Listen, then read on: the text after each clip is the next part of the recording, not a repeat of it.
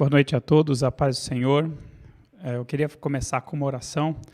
Senhor Jesus Cristo, muito obrigado por mais um dia, muito obrigado pela Tua misericórdia e a Tua graça nas nossas vidas.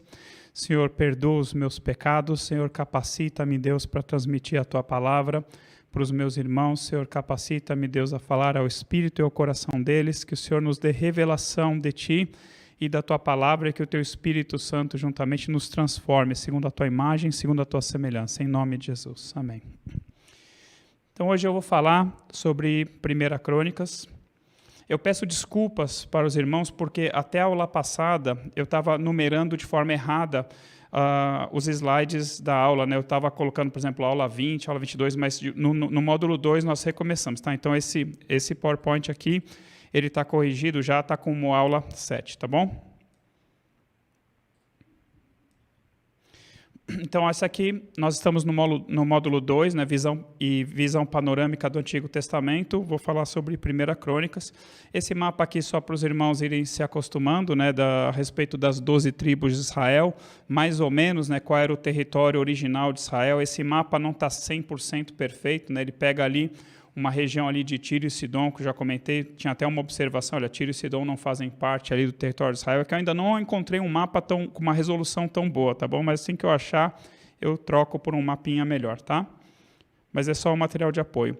Então, 1 Crônicas, né, ela passa rapidamente pela genealogia de Adão, pela genealogia de Noé, genealogia de Sem. Eu vou falar tudo isso para vocês de forma breve, mas eu vou querer fazer uma recapitulação hoje também para falar onde que nós estamos, né? Vocês já viram muitas coisas, né, no módulo do Antigo Testamento, né? Nós começamos lá em Gênesis com o pastor João e acabamos na minha aula passada, acabamos 2 Reis com a destruição do templo, com a destruição de Jerusalém. Então, 1 Crônicas, ele vai passar um pouco por essa história que nós vimos, mas ele vai passar bem rápido sobre a antiguidade, né? E aí vai falar logo de Davi, do reinado de Davi, das coisas que ele fez. Então, eu coloquei aqui que 1 Crônicas vai de Adão até o rei Salomão, né? Eu coloquei ali uma árvore genealógica de um livro infantil, né, mas bem interessante, né, a forma como eles fazem esse infográfico. Eu gosto bastante de infográficos, não sei fazer infográfico, gostaria muito de saber. Aí eu coloco ali uma coroa, né, para lembrar do período da monarquia de Israel, um instrumento musical israelita, né, Davi, ele era músico, compositor, cantor, adorador, né? Não que a adoração necessariamente esteja ligada à música, tá bom? A adoração tem muito mais a ver com se prostrar diante de Deus e fazer a vontade de Deus do que simplesmente nós cantarmos alguma música para o Senhor. E coloquei ali, né, uma representação do Templo de Salomão, porque no final de 1 Crônicas, Davi vai entregar para Salomão a planta desse templo e vai falar de todo o preparativo que Davi fez, né, boa parte da sua vida, levantando das próprias riquezas dele ofertas, né, para a construção do templo, tá bom? Então, de Adão até o rei Salomão, falar de genealogias e famílias, turnos e funções dos levitas e dos sacerdotes no templo, né, mas já também no próprio tabernáculo de Moisés e no tabernáculo de Davi, que eu vou comentar, a preparação para a construção do templo e a passagem do trono de Davi para seu filho Salomão. Então, o que é importante, né, nós sabermos sobre 1 Crônicas? Em primeiro lugar, vai mostrar resumidamente a origem das chamadas 12 tribos de Israel, né, que vieram de uma linhagem abençoada por Deus e que é herdeira de grandes promessas do Senhor, de grandes promessas de profecias que Deus fez a alguns dos homens dessa linhagem. Então, eu marquei ali com asterisco, né, os homens que se destacam mais com relação às promessas e às profecias que Deus deu a respeito deles, a respeito da sua descendência. Então, a partir de Adão, né, a Bíblia vai nos mostrar toda uma linhagem que Deus escolheu, que Deus selecionou, que Deus abençoou, e nós podemos ver também ao longo da Bíblia o que aconteceu com esses homens que foram abençoados por Deus. Então, de Adão, eu vou comentar depois no outro slide da recapitulação, né, mas Adão teve ali um filho chamado Sete, e desse filho vem a linhagem que vai parar em Noé, né, e lá no dilúvio Deus destrói a humanidade no dilúvio, somente Noé e sua família sobrevivem ao dilúvio, né? Então, por exemplo, toda a descendência de Caim, né, um dos outros filhos de Adão, foi destruída no dilúvio, né, junto com a descendência dos outros filhos de Adão. Então, a única descendência de de Adão que vai importar no final das contas é aquela que nos leva até Noé. E dos 3 filhos que Noé teve, né, Sem, Cã e Jafé, Deus escolheu esse filho chamado Sem. E depois da linhagem desse homem chamado Sem, vem um homem chamado Abrão, né, que Deus depois muda o nome dele de Abraão. E Deus falou para Abraão, olha, em ti serão benditas todas as famílias da terra.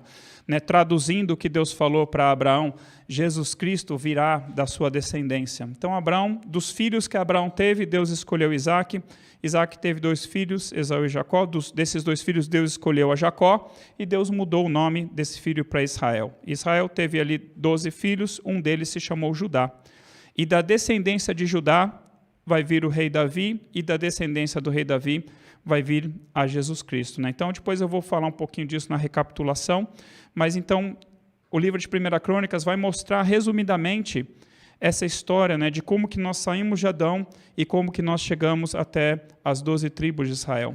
Depois vai se concentrar, boa parte ali do livro de 1 Crônicas vai se concentrar no reinado de Davi, né, a quem Deus fez a promessa da vinda do Messias, né, dentre os seus descendentes. Então, aqui eu coloquei, né, Jacó, que passou o nome a ser Israel, um dos seus filhos se chamou Judá, da linhagem de Judá veio Davi, Deus escolheu, dos filhos de Davi, Deus escolheu a Salomão, e dessa linhagem nós vamos chegar em Jesus Cristo. Também 1 Crônicas vai mostrar os preparativos do rei Davi e as ofertas voluntárias do povo para a construção do templo de Deus em Jerusalém, né, que foi efetivamente construído por seu filho, que substituiu o tabernáculo de Moisés, né, que vocês viram lá com o pastor João e que o pastor Schor também cita muitas vezes na aula dele, porque é um modelo do céu e é um modelo de como nós devemos também nos achegar até Deus. Então, depois vai mostrar a organização do serviço no templo pelos sacerdotes, pelos levitas, né? Não somente segundo aquilo que Deus determinou através de Moisés, mas aquilo que Deus revelou para Davi também. Eu vou mostrar isso para vocês, que tudo que Davi determinou com relação às novas funções ali dos levitas, principalmente foi Deus quem deu para ele.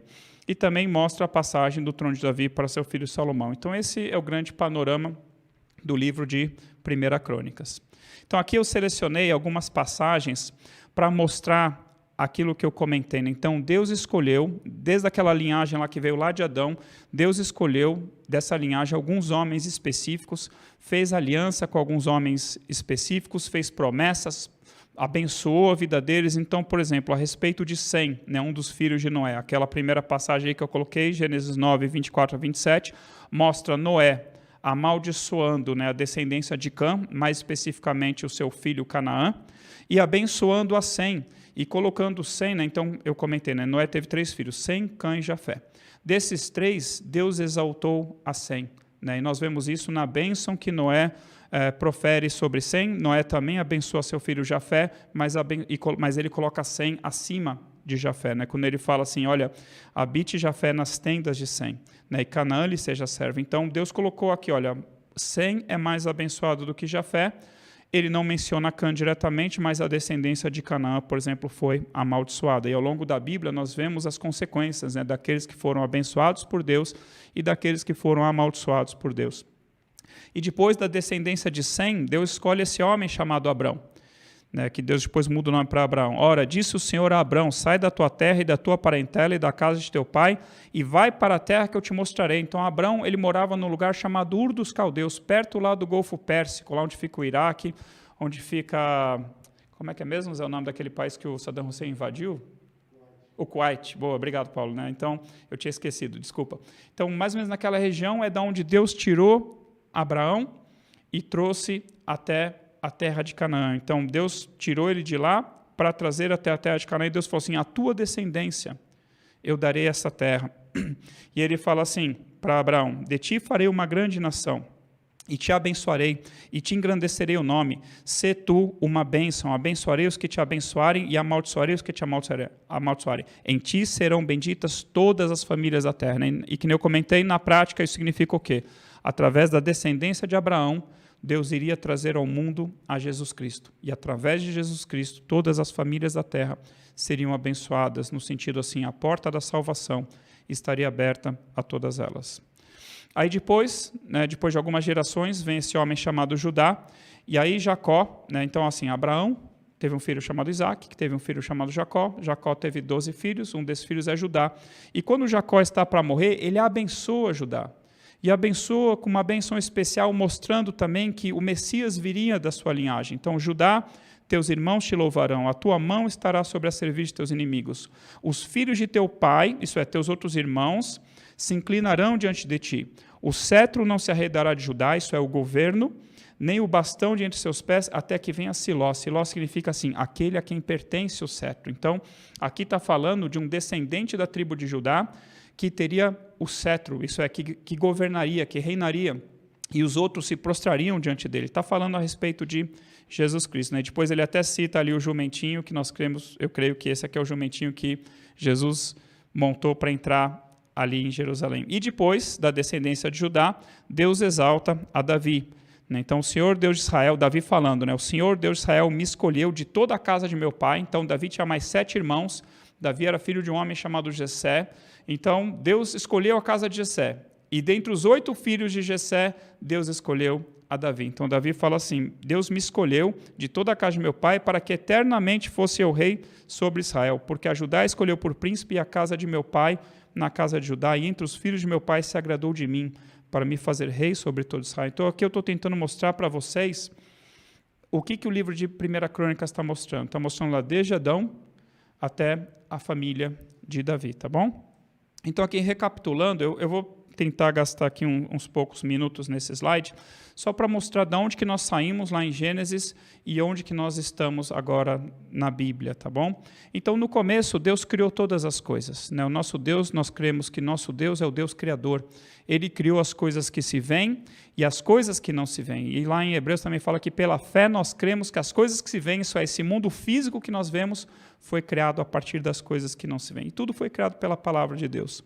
Aí aqui na terra, Deus colocou o jardim do Éden e Deus colocou o homem nesse jardim para cultivar esse jardim, para guardar esse jardim e para que o homem também fosse frutífero, o homem se multiplicasse. E para isso Deus fez a mulher, a sua auxiliadora idônea. Aí nós sabemos a história, que Adão e Eva escolheram pecar, Adão e Eva escolheram desobedecer ao Senhor, e aí o pecado e a morte entraram no mundo. E é nesse momento em que o pecado e a morte entraram no mundo que se torna necessário um salvador para a humanidade. Não somente um salvador para a humanidade, mas alguém que viesse e se tornasse de fato o Senhor do homem e da mulher novamente, porque quando Adão e Eva escolheram pecar, é como se eles tivessem deixado de ter a Deus como seu Senhor e passaram a servir a Satanás, ainda que eles não soubessem disso. Então, Deus precisava trazer ao mundo a Jesus Cristo. Tem outras teorias aí que falam que Jesus Cristo viria mesmo sem Adão e Eva terem pecado, tá bom? Não vou entrar nesse detalhe, é uma longa história, não vale a pena, mas nós entendemos isso, que por causa do pecado de Adão e Eva, era necessário que um dia Jesus Cristo viesse à terra, morresse na cruz pelos nossos pecados, para que nós fôssemos reconciliados com Deus, tá bom? Então, de alguma forma, Deus precisaria trazer ao mundo a Jesus Cristo. E qual foi essa forma? O que Deus fez para que nós chegássemos um dia até Jesus Cristo? Então, Adão teve um filho chamado Abel, de quem Deus se agradou. Só que Abel foi morto por seu irmão Caim. Depois que Abel foi morto por seu irmão Caim, Deus deu um outro filho para Adão e Eva, que se chamou Sete. E desse homem chamado Sete, Deus se agradou dele, e da linhagem de Sete nós vamos chegar até até Noé, depois de algumas gerações.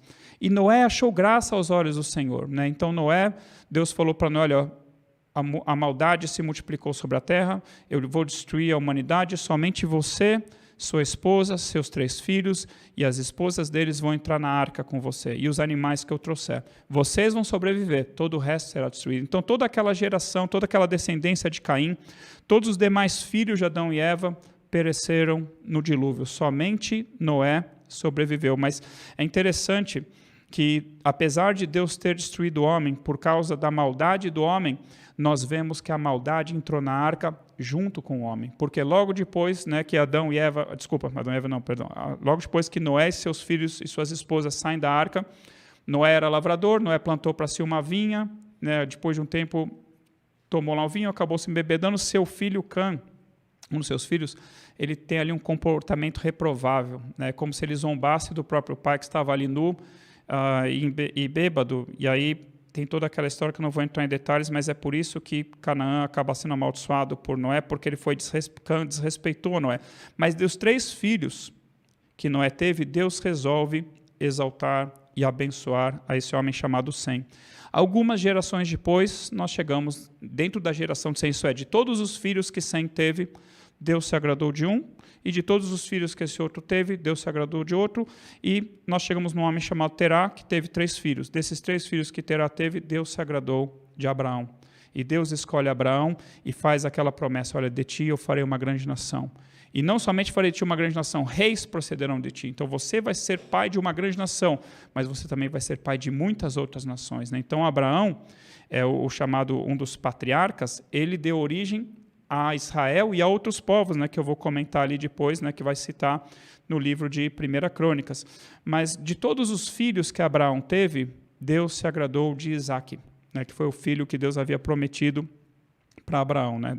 Abraão teve outros filhos, teve Ismael, depois teve 6 filhos com uma mulher chamada Quetura, mas de todos esses filhos, Deus se agradou de Isaque. Isaque teve 2 filhos, Esaú e Jacó. Deus se agradou de Jacó. E aí Jacó teve 12 filhos, e de todos os filhos que Deus teve, Deus se agradou mais de Judá, e de Judá ele resolveu trazer a linhagem, né, que chega em Davi. E aí de Davi, Deus faz a promessa que da sua descendência viria Jesus Cristo, tá bom? E assim, nada disso é por acaso, né? Então, lá em Mateus capítulo 1, quando fala da genealogia de Jesus Cristo, ele começa, Mateus capítulo 1, versículo 1, começa assim, livro da genealogia de Jesus Cristo, filho de Davi, filho de Abraão, né? Então, ele já está mostrando que esses homens são especiais. E não somente isso, no final ali da genealogia, ele fala assim, olha, de Abraão até Davi, 14 gerações. De Davi até o exílio na Babilônia, 14 gerações. De Zorobabel até Jesus Cristo, 14 gerações. Então, Deus, foi tudo planejado por Deus, tudo assim cronometrado, entendeu? Não é por acaso, não é por acaso que aconteceu, não. Deus escolheu cada um desses homens e Deus levantou cada um desses homens no tempo correto. Então, nós chegamos de Adão até Jesus Cristo dessa forma, com Deus escolhendo famílias, Deus escolhendo pessoas. Quando Deus chama Jacó, e Deus muda o nome dele para Israel, Deus também queria formar uma nação de sacerdotes para ele. Deus queria que a nação de Israel fosse uma nação de sacerdotes, fosse a nação que, através dessa nação, o mundo viria a conhecer o Deus de Israel. Né? Quando Deus se revela para Abraão, Abraão era idólatra, seu pai era idólatra, eles adoravam a outros deuses, né, com D minúsculo. Então Deus resolve se mostrar como o único e verdadeiro Deus para Abraão, e a partir desse momento Abraão passa a servir um único Deus, o Deus Altíssimo, o Deus Criador dos céus e da terra. Mas em Jacó, em Israel, Deus queria formar uma nação de sacerdotes. E através dessa nação de sacerdotes, né, espalhar o conhecimento de Deus para as outras nações ao redor do mundo. Mas aí nós vimos, né, desde lá do livro de Juízo, ou na verdade, desde que Deus tirou esse povo depois do Egito, quando o povo foi escravo, nós vemos que essa nação se corrompeu com os pecados de idolatria e muitos outros pecados que se seguiram. Então, mas Deus sempre teve um remanescente fiel, né? Mesmo quando Israel se desviou, Deus sempre teve alguém que permaneceu fiel ao seu plano. Mas aí depois Deus destruiu, né, primeiramente o reino do norte, Israel, depois Deus destruiu a Judá, levou o povo para o cativeiro, mas lá no cativeiro Deus também tinha um remanescente, e Zorobabel, né, nós vamos ver na aula de Esdras e Neemias, eu vou falar sobre Zorobabel, Deus traz de volta e esse homem reconstrói o templo, e aí segue a linhagem depois até a gente chegar em Jesus Cristo. Mas Deus avisou o que ele iria fazer.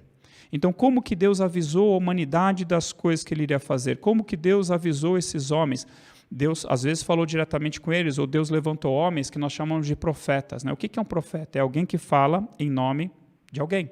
né? Por exemplo, um profeta de Deus fala em nome de Deus, do Deus de Israel. Um profeta de Baal falava em nome de Baal. Então, ao longo de toda a história da Bíblia no Antigo Testamento, nós vamos ver profecias apontando para o Messias, para Jesus Cristo que um dia viria. Que viria da descendência de Davi, que viria da tribo de Judá, que viria da descendência de Jacó, que viria da descendência de Isaac, que viria da descendência de Abraão, tá bom? Então, aqui falar rapidamente sobre essas pessoas, né? Deus, o rei, o profeta, o sacerdote e o povo. Às vezes, Deus queria falar com um rei. Por exemplo, Deus queria dar uma palavra para Davi, Deus queria falar com Salomão, Deus queria falar a respeito dos pecados de Manassés. Às vezes, Deus queria falar com o povo. Olha, vocês pecaram, né? Quem viu ali no sábado o culto de quebra de maldição e cura, o bispo Júnior Terra comentou sobre Israel quando ele estava opresso pelo povo inimigo chamado Midian. Por quê? Porque eles haviam pecado, haviam se desviado do Senhor. E Deus levanta um profeta para chamar o povo ao arrependimento. Mas às vezes Deus quer falar com o rei, às vezes Deus quer falar com o povo, às vezes Deus quer falar com o próprio sacerdote ou sumo sacerdote, e às vezes Deus quer falar com o próprio profeta, como tantas vezes Deus falou com o próprio Jeremias. Olha, Jeremias, se você se arrepender, então você será a minha boca no meio desse povo. Desculpa.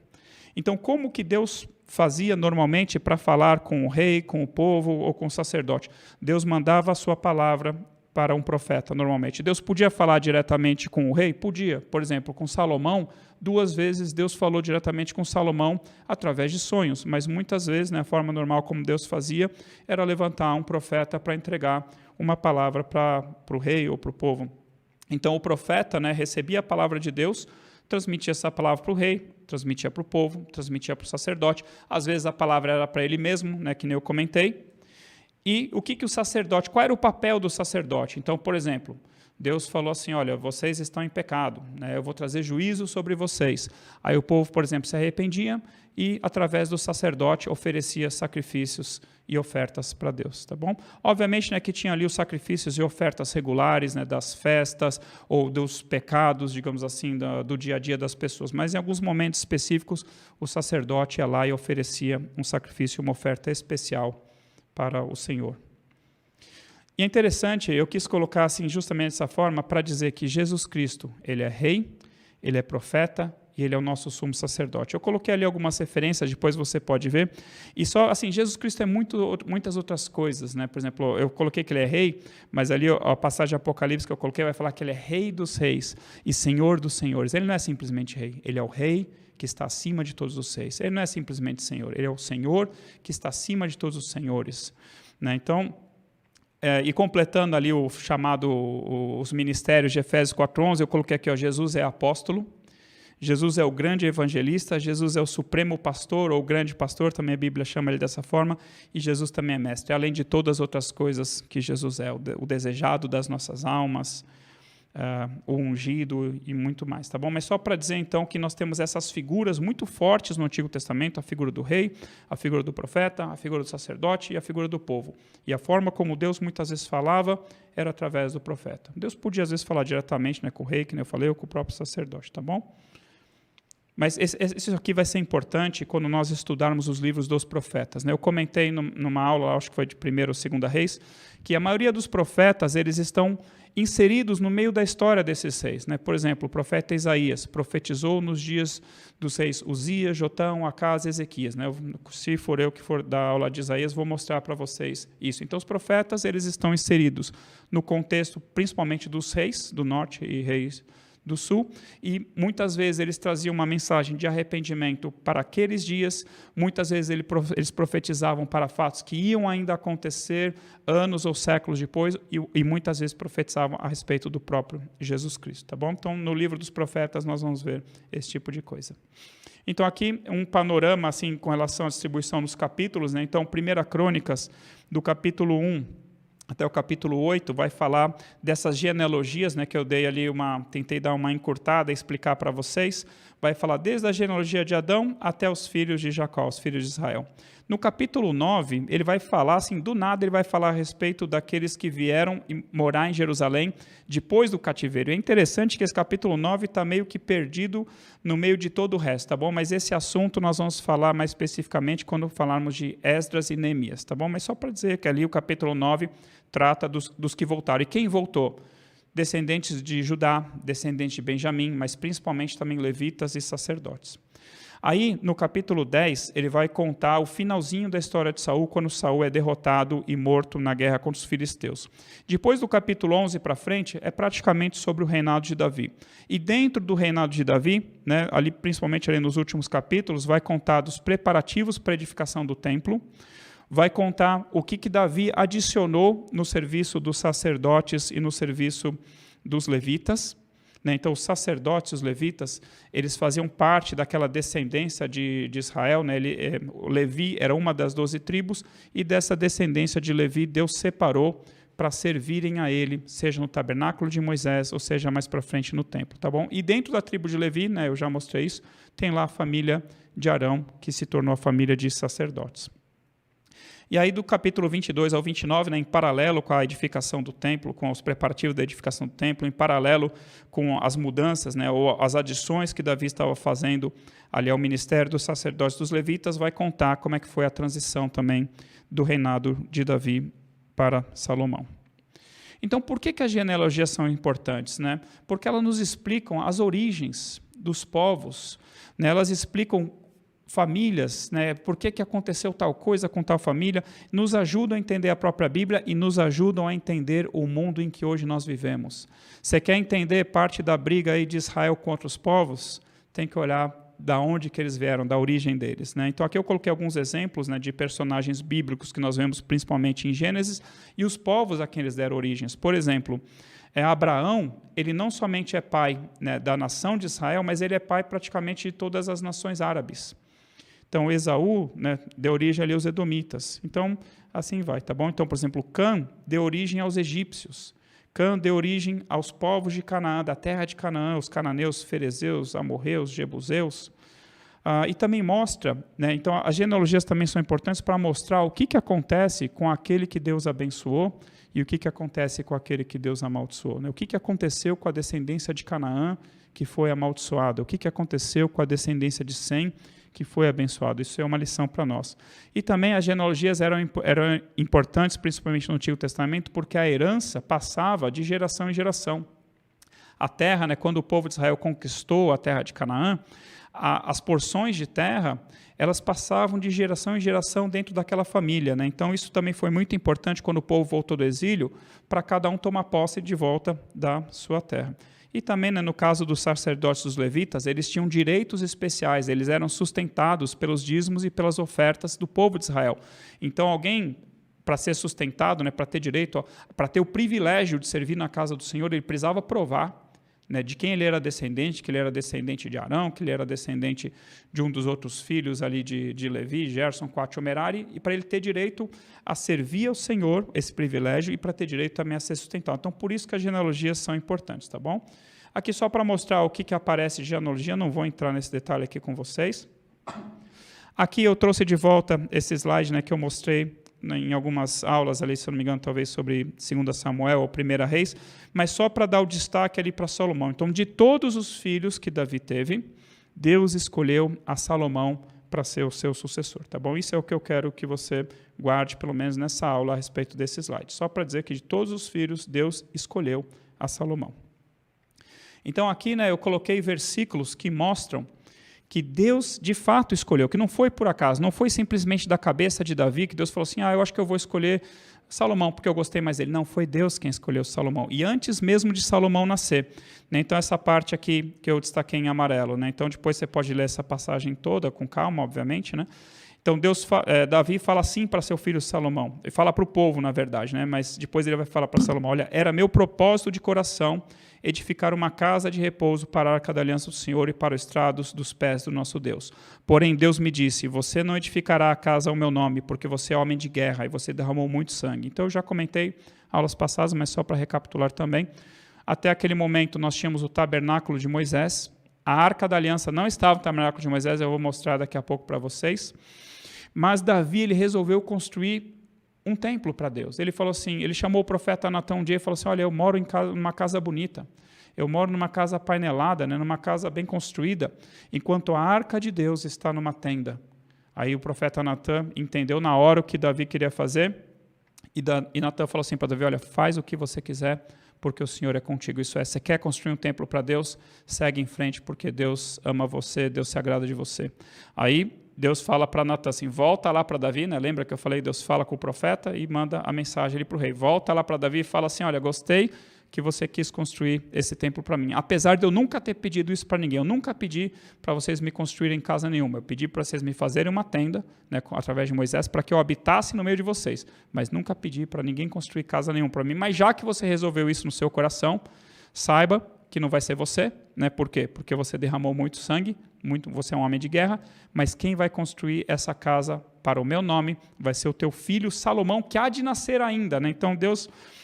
Mais para frente eu vou mostrar esse versículo, né? Mas então Davi continua falando para o povo, isso aqui já é no final da vida de Davi, ele está falando assim, olha, de todos os meus filhos que Deus me deu, Deus escolheu a Salomão, então Davi está falando, Deus escolheu a Salomão, para se assentar no trono do reino sobre Israel, e me disse, teu filho Salomão é quem edificará a minha casa e os meus atos, porque eu o escolhi para filho, e eu lhe serei por pai. Eu estabelecerei o seu reino para sempre, e se ele perseverar em cumprir os meus mandamentos, meus juízos, como até o dia de hoje, né, você tem feito.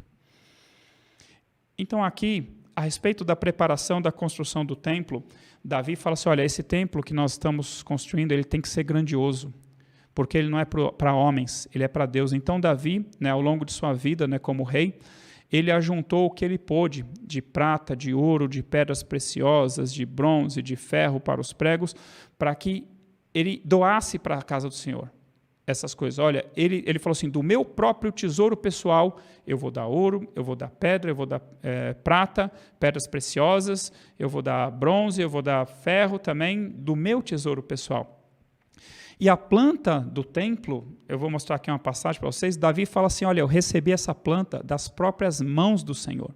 Como é que foi exatamente isso? A Bíblia não fala, né? Você vê uma mão do céu, entregou um rolo de papel, um pergaminho para Davi e falou assim, está aqui a planta do templo. Mas se você parar para pensar, né, que nem eu comentei na outra aula, o templo demorou 7 anos para ser construído, com mais de 150 mil pessoas trabalhando diretamente. Então, imagina você fazer um projeto naquela época de uma obra tão grande, só realmente se Deus desse a direção, né? Porque seria bastante complicado.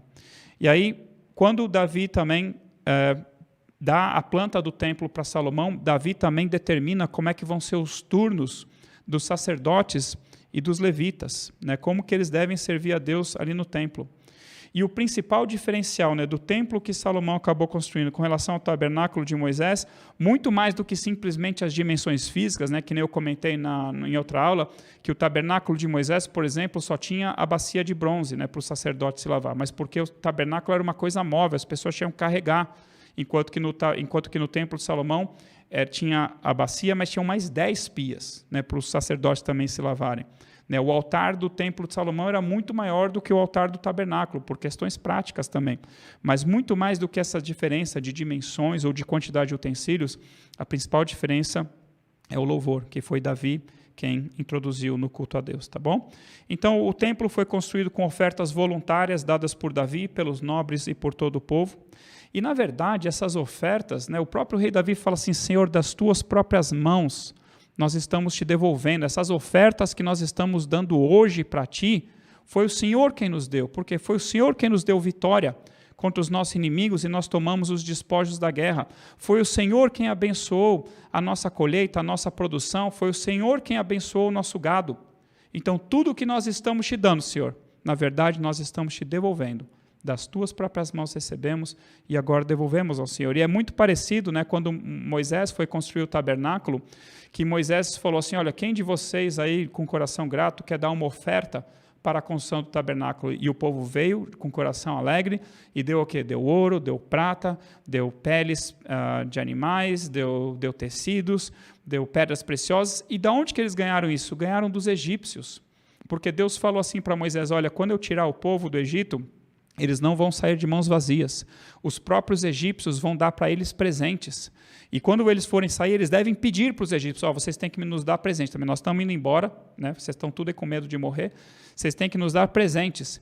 E esses presentes, essas doações que eles ganharam dos egípcios, depois, parte disso, eles entregaram como oferta na construção do tabernáculo. Então, tudo o que nós temos veio das mãos do Senhor. Então, quando nós damos hoje o nosso dízimo, quando nós damos hoje a nossa oferta, ou mesmo a esmola para os pobres, tudo é do Senhor, tudo é dele. Né? O dízimo, nós devolvemos uma parte para o Senhor e Deus abençoa o restante que fica conosco.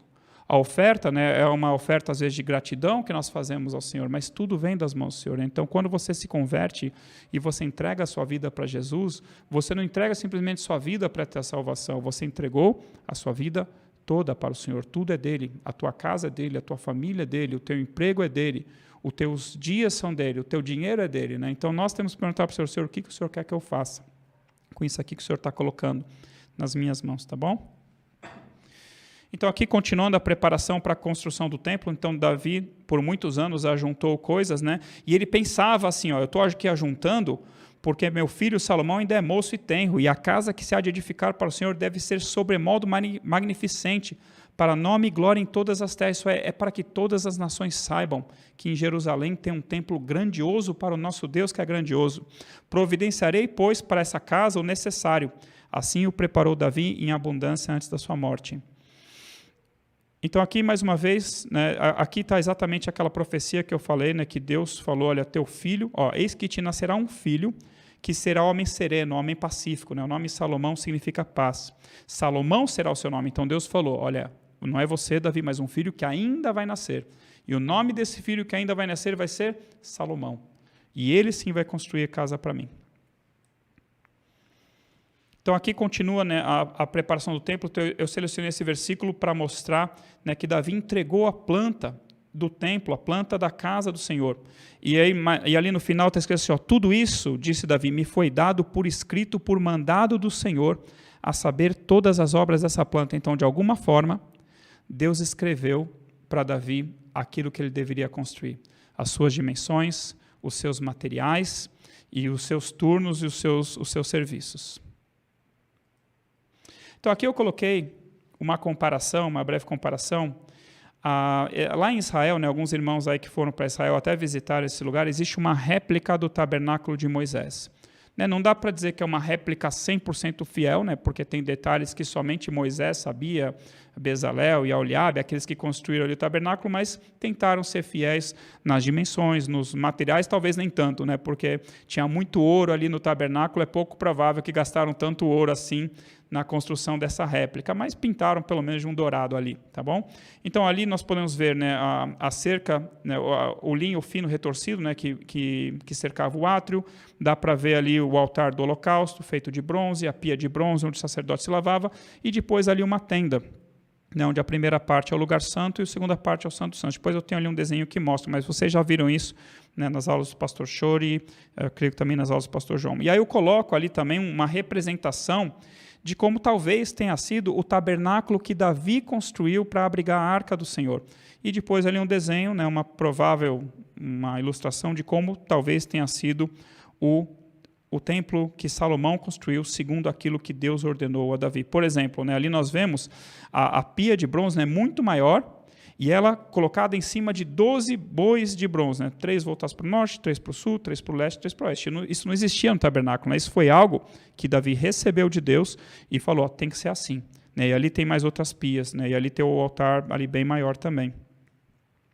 Então aqui, né, eu quis colocar, né, uma representação do tabernáculo de Moisés só para lembrar vocês daquilo que vocês já viram, porque depois eu tenho ali um slide que faz uma comparação do tabernáculo de Moisés, o tabernáculo que Davi construiu para abrigar a Arca da Aliança e o templo de Salomão, tá bom? Então vocês já viram isso, tá?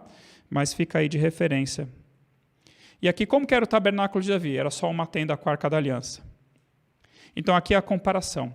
Então o tabernáculo de Moisés, né, foi construído por Moisés e pelo povo ali aos pés do Monte Sinai, mais ou menos durou 6 meses a construção dele. O tabernáculo de Davi foi feito pelo rei Davi, e o templo de Salomão foi construído ali por Salomão e o povo, com mais de 150 mil homens trabalhando por 7 anos. E tinha 3 andares, câmaras laterais, que eram as câmaras dos sacerdotes, também onde eles guardavam os tesouros, tá bom? Então aqui tem as características, né, mas eu quero mostrar para vocês algumas características do tabernáculo de Davi, que é algo que nós só vemos aqui no livro de 1 Crônicas, praticamente, e é uma incógnita, porque apesar do tabernáculo de Davi ser extremamente simples, a Arca da Aliança estava ali. Por décadas, na verdade, assim, deixa eu colocar de outra forma.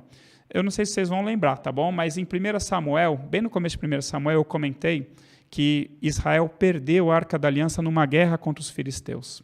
E isso foi quando Samuel ainda era criança, nos dias de um sumo sacerdote chamado Eli. Desde aquele dia, o tabernáculo de Moisés ficou sem a Arca da Aliança e ela nunca mais voltou para o tabernáculo de Moisés.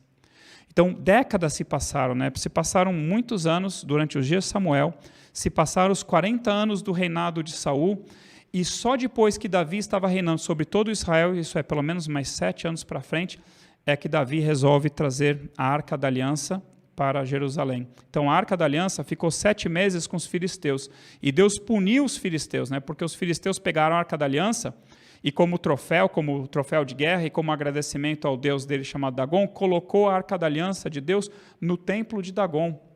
E o que Deus fez? Destruiu ali a estátua de Dagon. Não vou entrar em detalhes, tá bom? E Deus mandou pragas contra os filisteus. E depois de 7 meses, os filisteus cansaram das pragas, e mandaram de volta a arca para Israel. E quando a arca volta para Israel, ela chega ali numa cidade chamada Kiriat Jearim e fica na casa de um homem chamado Abinadab. E fica décadas na casa desse homem e na casa desse homem e de seus filhos, até que vem Davi e fala assim: eu quero trazer a arca para Jerusalém. E aí tem aquela história que Davi quer trazer a arca, colocam a arca num carro de boi, não era assim que era para carregar a arca da aliança, era para carregar nos ombros dos sacerdotes. Um homem chamado Uzá acaba morrendo, Davi se entristece, né, fica com medo, como é que eu vou trazer a arca da aliança do Senhor para perto de mim? A Arca da Aliança fica na casa de um homem chamado Obed-Edom, que não era nem do povo de Israel, ele era geteu, né, do lado da terra dos filisteus, e Deus abençoa a casa desse homem. Por 3 meses que a Arca da Aliança ficou na casa desse homem, está escrito assim, que Deus o abençoou em tudo. Aí Davi encara isso como um bom sinal e resolve: vou trazer a Arca da Aliança para Jerusalém. E quando ele resolve trazer a Arca da Aliança para Jerusalém, ele não vai trazer a Arca da Aliança de volta para o tabernáculo de Moisés. Ele traz a Arca da Aliança e coloca nessa tenda, para que ficasse perto dele, para que ele pudesse ir lá louvar o Senhor, engrandecer o Senhor com cânticos, com música, com hinos, com instrumentos musicais que ele mesmo fez, está escrito. E a Arca da Aliança fica alguns anos aí nesse tabernáculo que Davi construiu, até o dia em que Salomão constrói o templo, né?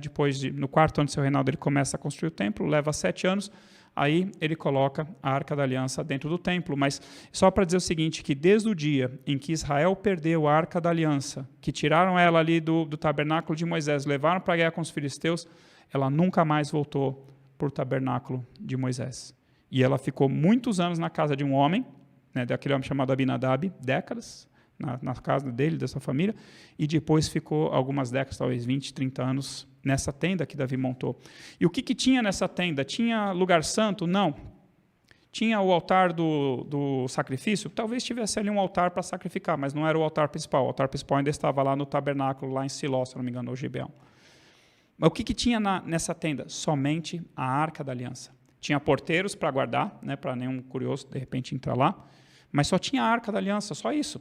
Mas era tudo também, né? Porque a presença de Deus, né, ela é representada pela Arca da Aliança. Então, Davi, nessa tenda, é que Davi começa o ministério de louvor. Né? Ele levanta ali sacerdotes, levanta levitas para louvarem ao Senhor, né, com cânticos e com instrumentos musicais. E esse louvor, ele é depois transportado também para o templo. Então, dentre as principais diferenças entre o tabernáculo de Moisés e o templo de Salomão, né, tirando a questão das dimensões, da quantidade de utensílios, a principal diferença é o louvor, tá bom? Então, aqui, né, eu contei essa história, eu já contei para vocês, né, de como Israel perdeu a Arca da Aliança e como que ela foi parar naquele tabernáculo construído de Davi. E é só em 1 Crônicas, praticamente, que nós vamos ver essa história do tabernáculo de Davi. Mas olha só a proposta de Davi para o povo, quando ele decide trazer a arca para Jerusalém pela primeira vez. Se bem parece a vocês, e se isso vem do Senhor nosso Deus, ele não tinha certeza. Se era de Deus, tirar a arca da casa de Abinadab e trazer para uma tenda em Jerusalém. Mas era isso que ele tinha no coração. E Deus abençoou, e nós vamos ver mais para frente, que olha só aqui em 1 Crônicas 15, 25 e 28, tendo Deus ajudado os levitas, na verdade os sacerdotes que levavam a arca da aliança do Senhor. Então assim, Deus os ajudou a carregar a arca, é como se Deus falasse assim, olha, é isso mesmo que eu quero. Eu quero que vocês tirem a arca agora, né, que estava na casa ali já de Obed-edom, e eu quero que vocês levem a minha arca para essa tenda que Davi montou, tá bom? Então, Davi fala assim, olha, eu preparei um lugar para a arca do Senhor, eu quero que a arca do Senhor fique perto de mim. E é por isso que ele não devolve a arca para o tabernáculo de Moisés, ele coloca a arca perto dele. Introduziram, pois, a arca de Deus e a puseram no meio da tenda que lhe armara Davi. Então, o tabernáculo de Davi, né, o que a chama de tabernáculo de Davi, na verdade era uma tenda, é o início do ministério de louvor. Então, olha só que interessante. Designou Davi, dentre os levitas, os que haviam de ministrar diante da arca do Senhor e celebrar e louvar e exaltar o Senhor Deus de Israel, a saber, Asaf, o chefe. Então, um homem ali chamado Asaf, esse homem era da tribo de Levi, ele era o chefe do louvor. Naquele dia em que Davi colocou a arca da aliança dentro da sua tenda, naquele dia foi que Davi encarregou pela primeira vez a Asaf e a seus irmãos de celebrarem com hinos ao Senhor. É nesse momento que começa o ministério de louvor, que nós temos até hoje.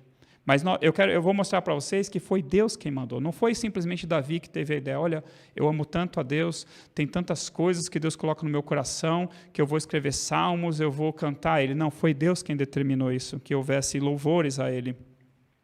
Então Davi deixou ali, diante da arca da aliança do Senhor, a Asaf e a seus irmãos para ministrarem continuamente perante a arca, segundo se ordenara para cada dia. Então Davi estabelece turnos. Fala assim, Asaf, você e sua família vão ficar encarregados de ficar louvando diante dessa tenda que eu construí para a arca da aliança. E deixou a Zadok, o sacerdote, e aos sacerdotes, seus irmãos, diante do tabernáculo do Senhor. Então eu vou mostrar no próximo slide. Não, desculpa, é nesse slide mesmo, desculpa. Eu fiz essa tabela comparativa. Tinham 2 cultos acontecendo ao mesmo tempo. Um no tabernáculo de Moisés e um no tabernáculo de Davi. Então, no tabernáculo de Davi, aparentemente, não havia ninguém dos sacerdotes, enquanto que os sacerdotes serviam lá no tabernáculo de Moisés. No tabernáculo de Davi, o louvor era comandado por Asaf e por seus irmãos. No tabernáculo de Moisés, era coordenado por Emã, Jedutum e outros homens que foram escolhidos por Davi e pelos profetas, tá bom? Quem eram os porteiros do tabernáculo de Davi? Obed-edom e seus irmãos e um homem chamado Rosa. E quem eram os porteiros do tabernáculo de Moisés? Os filhos de Jedutum. Então, foi para mim até uma surpresa, que eu nunca tinha reparado nesse detalhe. Então, 2 cultos acontecendo ao mesmo tempo. Um no tabernáculo de Moisés e um no tabernáculo de Davi. Então, o ministério de louvor, desde o seu começo, ele é profético. Não era simplesmente uma questão de vamos louvar ao Senhor porque o Senhor é bom, porque a sua misericórdia dura para sempre. Olha só, né, o que está escrito assim, 2 Crônicas 29, 25, né, já no final de 2 Crônicas. Também estabeleceu Salomão os levitas na casa do Senhor com símbolos, alaúdes e harpas, né, instrumentos musicais, segundo o mandado de Davi e de Gade, o vidente do rei, o profeta do rei e do profeta Natã, porque este mandado veio do Senhor por intermédio dos seus profetas. Então não foi Davi que simplesmente escolheu, olha, eu louvo a Deus porque meu coração está cheio de alegria. Deus mandou, através do profeta Natã. Deus mandou, através do profeta Gade. Deus falou com Davi, eu quero que vocês estabeleçam o louvor na minha casa.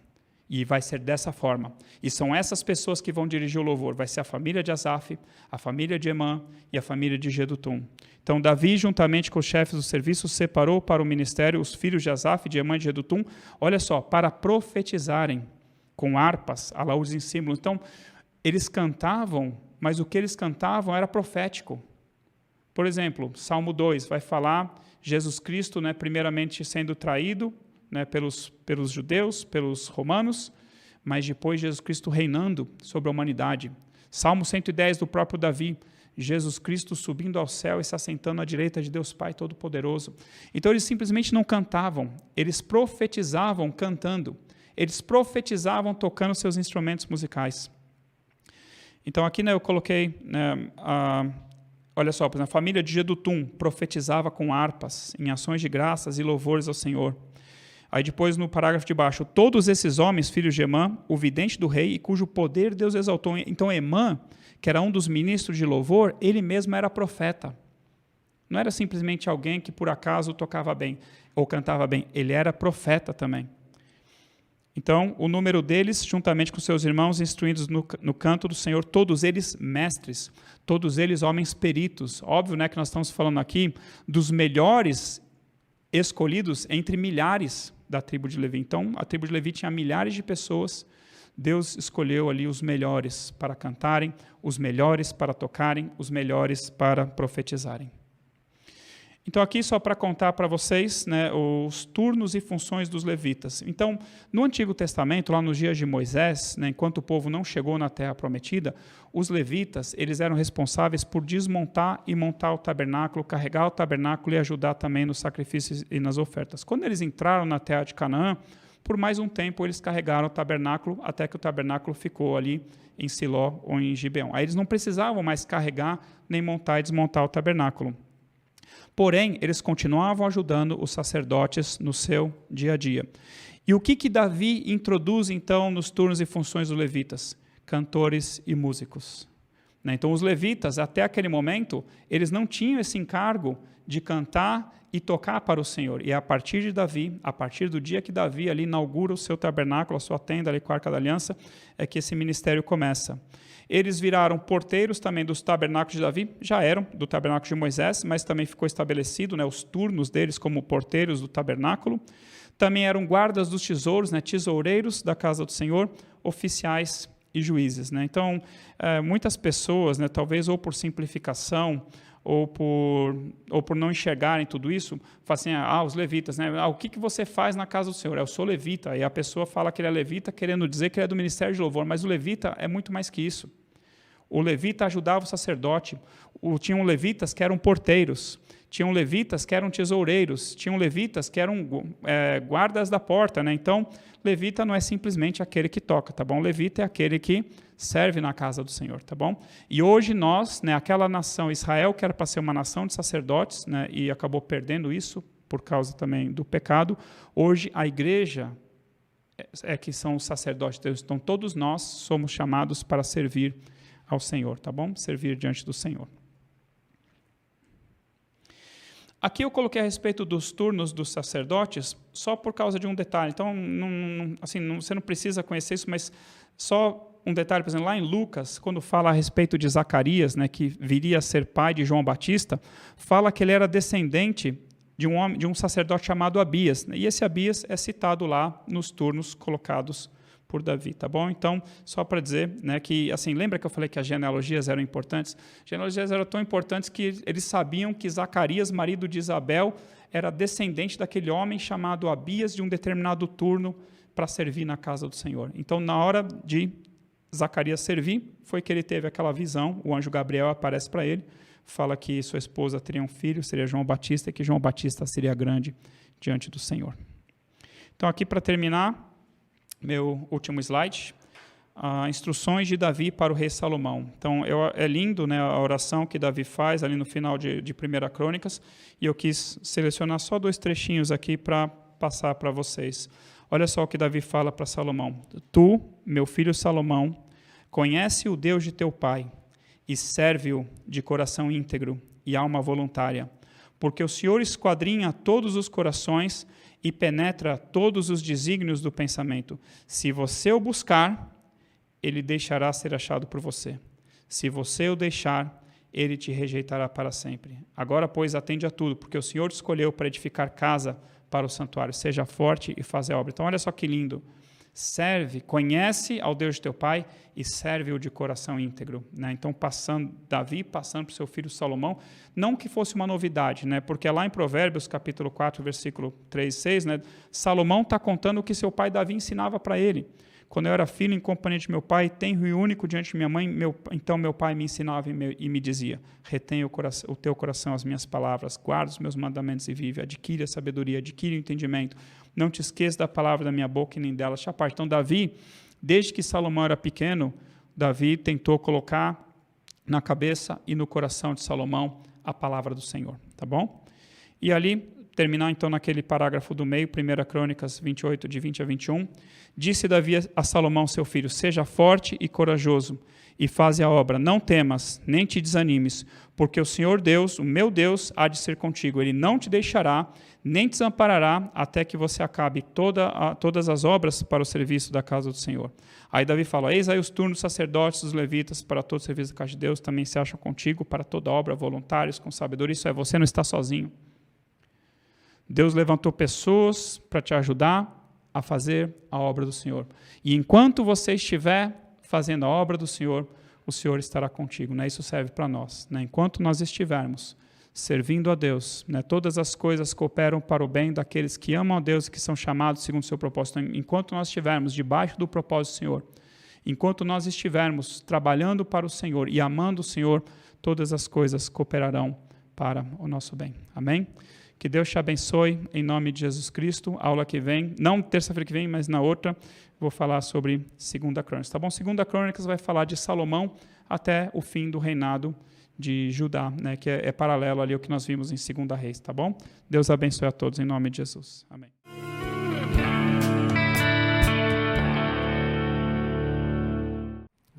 Graça e paz.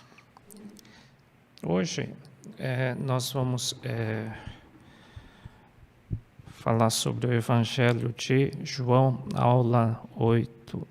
Mas antes eu vou fazer uma pequena recapitulação dos evangelhos sinóticos. O que é sinótico? Mateus, Marcos e Lucas, porque eles são muito parecidos, né? Como a gente comentou na vez passada. A grosso modo, de acordo com um estudo que eu apresentei para vocês, de uma maneira bem simplificada, eu fiz uma comparação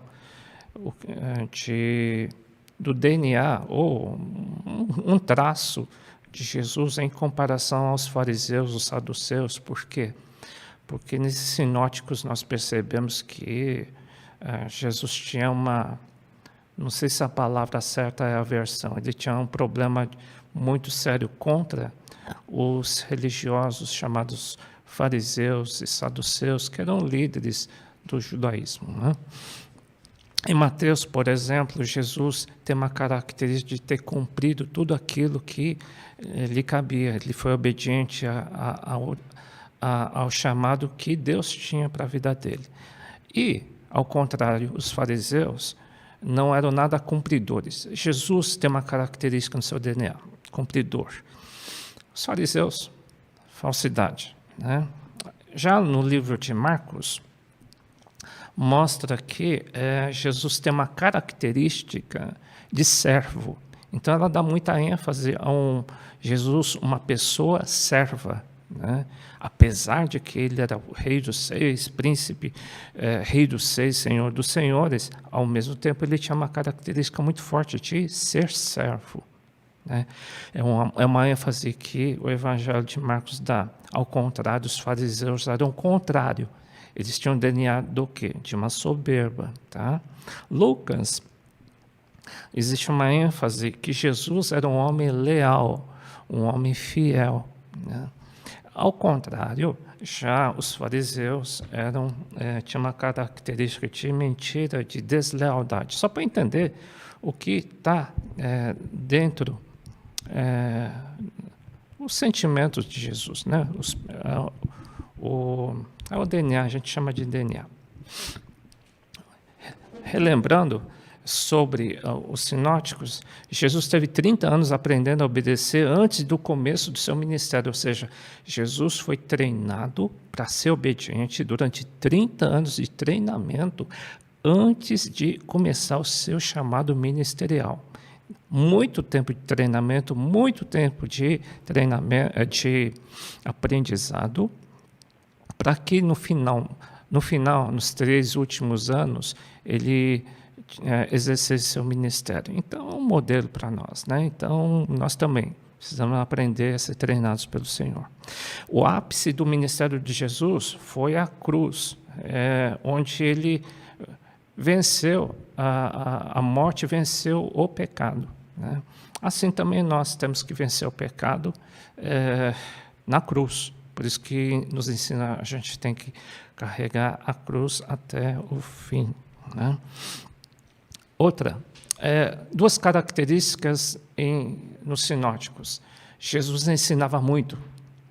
Ele fazia muitos milagres. Duas coisas que ele fazia: ensinava muito e manifestava o seu poder, milagres, né? Os ensinos de Jesus geravam muito ódio dos fariseus e dos políticos da época, né? Foi uma das razões, creio eu, e da razão da morte dele. Eles tinham tanta raiva de Jesus devido à pregação dele, né? E o relacionamento de Jesus com os fariseus e saduceus não era nada bom, tá? E Jesus, nas suas pregações, ele não aliviava, ele não era... Se fosse na linguagem de hoje, Jesus não seria politicamente correto, não. Ele era muito direto em alguns assuntos, né? Ele não camuflava, né? E uma das ênfases do ensino de Jesus, era o amor ágape, que está no grego, tá? O amor tem várias traduções no grego, tem cerca de 6 traduções. Uma delas é o ágape, que praticamente faz parte de todo o Novo Testamento. Tem a palavra filéus, que tem poucas passagens que falam de filéus, mas o ensino de Jesus do Novo Testamento fala do amor filéus, que é o amor referente à vida espiritual eterna, tá? Ela não fala de eros, amor eros, que é amor erótico, amor de pai e mãe, não dá tanta ênfase assim. É um lembrete dos livros sinóticos, tá? Mas o livro de hoje é o Evangelho de João. Qual que é a diferença? Quem escreveu foi João, e ela é considerada a mais espiritual, mais profunda. Então, ela tem significados mais profundos, ela não é exatamente igual, ela complementa ou tem ensinos espirituais mais profundos que não tem em Mateus, Marcos e Lucas, tá? Então, esses ensinos extras é que a gente vai apresentar hoje, tá? Tem um quadrinho aí que eu passei para vocês, que foi escrito aí esqueci o autor dele, tem na bibliografia, tá? Bom, agora nós vamos estudar, tá?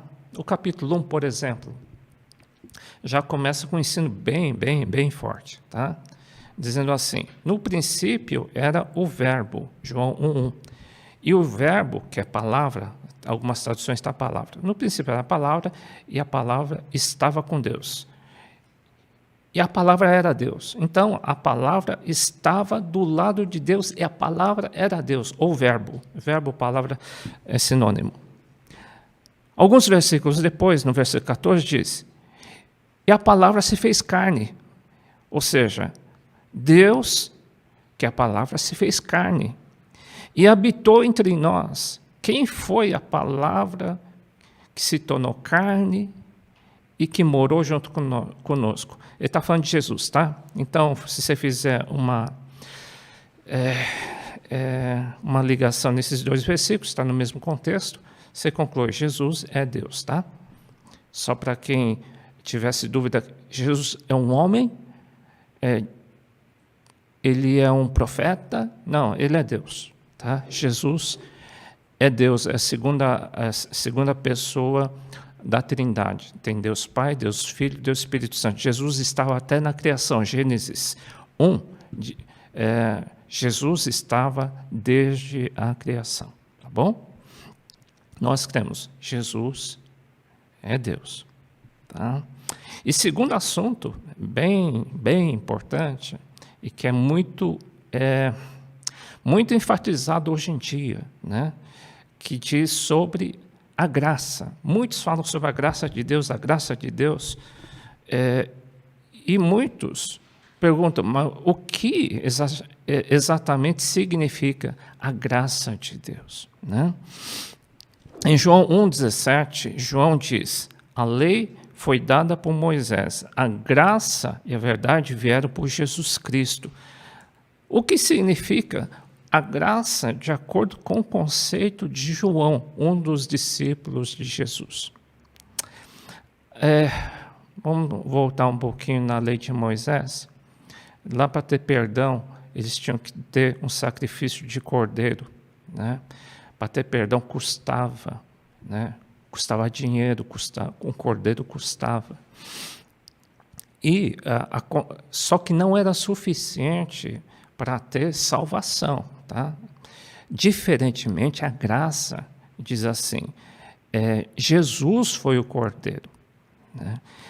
E o perdão foi mediante o cordeiro que é Jesus Cristo. Ele é o nosso cordeiro, cordeiro de Deus. João 1,36, está no mesmo capítulo, tá bom? Então, aqueles que estão debaixo do ensino de Moisés seriam debaixo das leis. E ele diz assim, a pessoa não vai ter salvação através de quem estiver debaixo dos ensinos de Moisés. Não é suficiente. Mas quando Jesus veio, ele diz, o ensino de Jesus, aquilo que ele diz, e se você segui-la, e se você crer nos ensinos de Jesus e praticar, se você estiver debaixo da cobertura do ensino de Jesus, que é chamado graça, aí sim, você vai ser salvo, tá? Então a diferença o que está debaixo da graça? É estar debaixo dos ensinos de Jesus, tá? De acordo com o conceito de João. Isso significa graça. O que é graça? É obedecer os ensinos de Jesus. Tudo aquilo que a gente aprendeu, vocês estão aprendendo no Antigo Testamento, que é sombra do Novo, e em especial, nós estamos estudando Mateus, Marcos, Lucas, João, são ensinos de Jesus, o Novo Testamento todo. Isso significa, se nós estamos não só estudando, e nós vamos praticá-la como nós temos feito, quer dizer, estamos debaixo da graça de Jesus, tá? Nós estamos debaixo da graça, por quê? Porque nós estamos crendo e praticando os ensinos de Jesus, tá? No capítulo 2 fala do primeiro milagre de Jesus, que transformou num casamento a água em vinho. Foi o primeiro milagre que Jesus fez aqui na terra, tá? Ele transformou num casamento água em vinho. É João 2,11, tá? Outro assunto extremamente importante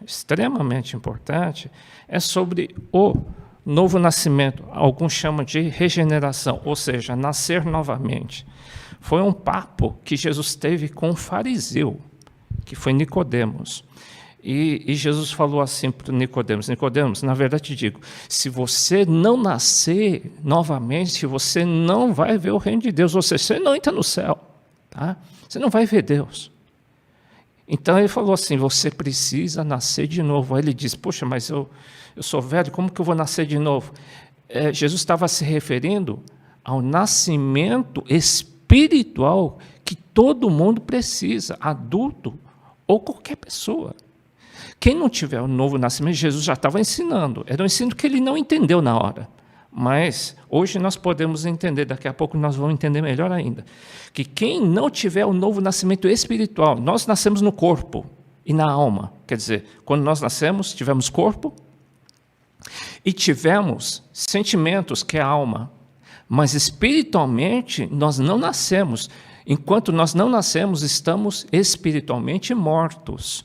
Até o dia que o Espírito Santo entra em nossos corações, essa experiência significa Jesus nascendo, ou o Espírito Santo entrando, ou começa-se a ter vida espiritual em você.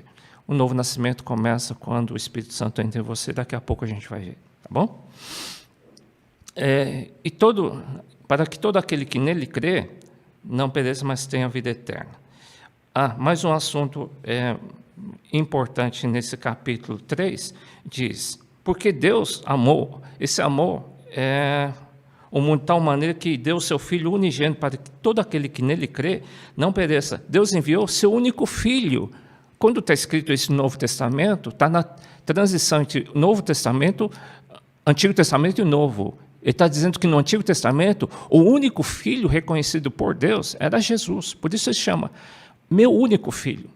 Ele não falou que Moisés era filho dele, não falou que Abraão era filho dele, não. Até aquele dia, só Jesus era reconhecidamente considerado filho de Deus. Tá? Mas Deus enviou a Jesus Cristo. Aí tem um conceito do amor. O conceito de amor, ágape, né? Esse amor está no grego, ágape. Se você ver no grego, está ágape, tá? Diz, porque Deus amou a todos, sem exceção, de tal maneira que enviou seu Filho unigênito. Para quê? Com que finalidade? Para que todo aquele que nele cresce, nas suas palavras, não pereça para o inferno, mas tenha a vida eterna no céu. Então, ele está conceituando o que é amor. Amor significa, amor ágape, é se dar em favor dos outros para que aquela pessoa tenha vida eterna. Ou seja, amor ágape é que, para que todos tenham uma experiência com Jesus Cristo, para que todos creiam na palavra de Deus, para que todos creiam na Bíblia. Né? E se eles crerem, diz aqui, eles não sejam condenados no inferno. Esse é o amor verdadeiro de Deus. E esse amor que ele diz para nós termos também. Tá? Esse é o conceito de amor ágape. E Jesus, o único filho, só Jesus era reconhecido. Tá? Esse é um conceito importante para nós aí. Tá bom? Esse é um conceito de acordo com João. A mulher samaritana, por que samaritana? Samaritana porque veio de Samaria. Samaria era a capital das 10 tribos do norte, que foi destruída muitos anos antes de Jesus Cristo. E os judeus não gostavam muito dos samaritanos, porque eles eram mestiços. Porque quando eles foram dominados pelos assírios, na destruição de Samaria, os assírios, para destruir a cultura dos judeus, eles se misturavam, tinham relações com as mulheres judaicas, para que não tivesse mais uma descendência pura. Então, eles eram vistos com preconceito pelos judeus. Já Jerusalém, quando os babilônicos dominaram Jerusalém, eles permitiram que a raça perdurasse, ou seja, eles não se misturaram, não, tá? Quando dominaram a Jerusalém, que eram as duas tribos de Judá e, acho que Benjamim, né? E nessa conversa, Jesus estava conversando com essa mulher samaritana e disse assim, dá-me de beber, ele daria água viva. Ele está falando sobre água viva. Jesus diz, olha, mulher samaritana, eu tenho água viva para você. Água viva ele está se referindo ao Espírito Santo. Como que a água pode ter vida? Lógico, ele está falando do Espírito Santo, tá? Ele está profetizando, na verdade, uma coisa que iria acontecer depois de alguns dias, tá? Ele diz, aquele que beber da água que eu lhe der, olha, aquele que tiver experiência com o Espírito Santo, vamos já traduzindo para os dias atuais, tá? Para o contexto correto. Mas aquele que beber da água que eu lhe der, ou seja, o Espírito Santo, nunca terá sede, porque a água que eu lhe der se fará nele uma fonte de água. Ou seja, quando o Espírito Santo, quando Jesus der o Espírito Santo para você, o que o Espírito Santo faz? A primeira coisa que o Espírito Santo faz quando ele entra no meu coração, ele diz que faz uma fonte de água. Por isso que eu coloquei uma fonte do lado, tá? E no mesmo contexto, ele diz assim, olha, e a mulher perguntou, puxa, mas onde que eu vou buscar Deus? Né? Será que eu vou para Jerusalém, Samaria? E Jesus respondeu, mas a hora vem, agora é que os verdadeiros adoradores adorarão o Pai em espírito e em verdade. Recentemente conversei com um pastor, bacana o comentário que ele fez, que de fato, né, ele estava comentando sobre louvores. Não está falando exatamente somente sobre louvor ou música aqui, tá? Ele fez um comentário bacana e é verdade, né? Isso é um bom alerta para quem está na área de louvor também, e nós que louvamos a Deus, tá? Ele comentou assim, de fato esse versículo diz isso, que Deus não procura cantores, Deus não procura músicos. Deus não procura artistas. Deus procura quem? Adoradores. Aqueles que adoram a Deus em espírito e em verdade, tá? Então, e Deus é espírito, importa que os que adorem o adorem em espírito e em verdade. São dias que Deus tem procurado e procura até hoje pessoas que são adoradores, seja no louvor, seja na igreja, seja em qualquer lugar, tá bom? E no mesmo capítulo ele diz, no mesmo contexto, ele está falando sobre água, depois ele fala sobre comida, né? Ele está falando sobre dieta, né? Mas dieta espiritual, ou seja, ele falou assim, olha, tem uma comida mais importante que um almoço, que uma janta. Claro que a comida é importante, mas tem uma comida mais importante que a comida natural, porque a comida natural você vai sobreviver durante 100 anos, 80, 90, 100 anos. Porém, a comida espiritual que Jesus está se referindo é comida para você alimentar a tua vida eterna. Comida que vai te fazer bem para que você tenha vida eterna. Aí ele está dando a dieta. Primeiro, ele está falando que a água é o quê? É essencial que você tenha o Espírito Santo. É essencial. Sem o Espírito Santo, a pessoa morre. Não tem vida. Então, primeira coisa, Espírito Santo, você tem que ser essencial para a tua vida. É isso que ele está dizendo. Jesus está ensinando e profetizando, tá? Do que aconteceria posteriormente. E ele falou, e a comida é fazer a vontade de Deus e fazer a sua obra. Você sabe que quando Deus te dá uma atividade na igreja, quando Deus te dá uma atividade para fazer, na verdade, Deus está te dando comida para você, senão você morre. Pessoas que não querem fazer nada na obra de Deus, estão morrendo. Você sabe que é Deus quem dá atividades para nós atuarmos na casa de Deus, no serviço de Deus. Alguma coisa, o Filho de Deus, para estar vivo no reino de Deus, é atuante. Se a pessoa não fizer nada, sem dúvida, se a dieta da pessoa... Se você for ver, se você não fizer nada na casa de Deus, se você não quiser fazer nada na casa de Deus, se você não faz nada, meu caro, a tua dieta é essencial, era a dieta de Jesus. E por isso diz, isso é mais importante do que a comida natural. Tá? Então, é a dieta de Jesus, ele está nos ensinando, ó, essencial, para você se manter vivo, você tem que ter o Espírito Santo, fazer a vontade de Deus, e está realizando a obra de Deus. Então, não é peso nenhum a gente servir a Deus, tá? Fica pesado se a gente estiver doente, tá? A gente perde o apetite. Quando a gente perde o apetite de servir a Deus, a gente está doente. Eu vou citar sobre um milagre que Jesus fez no tanque de Betesda, e lá aconteceram alguns milagres, né? Mas o detalhe é que esse detalhe foi feito no sábado, né? Por que eu queria comentar sobre isso? Jesus intermediou uma situação. Alguns creem que temos que guardar o sábado, né? No ensino de Paulo, nas cartas de Paulo, a gente vai ensinar direito, tá bom? Mas, entre nós, né? Se você quiser guardar o sábado, domingo, segunda, você guarda o dia que você quiser, para o Senhor, tá?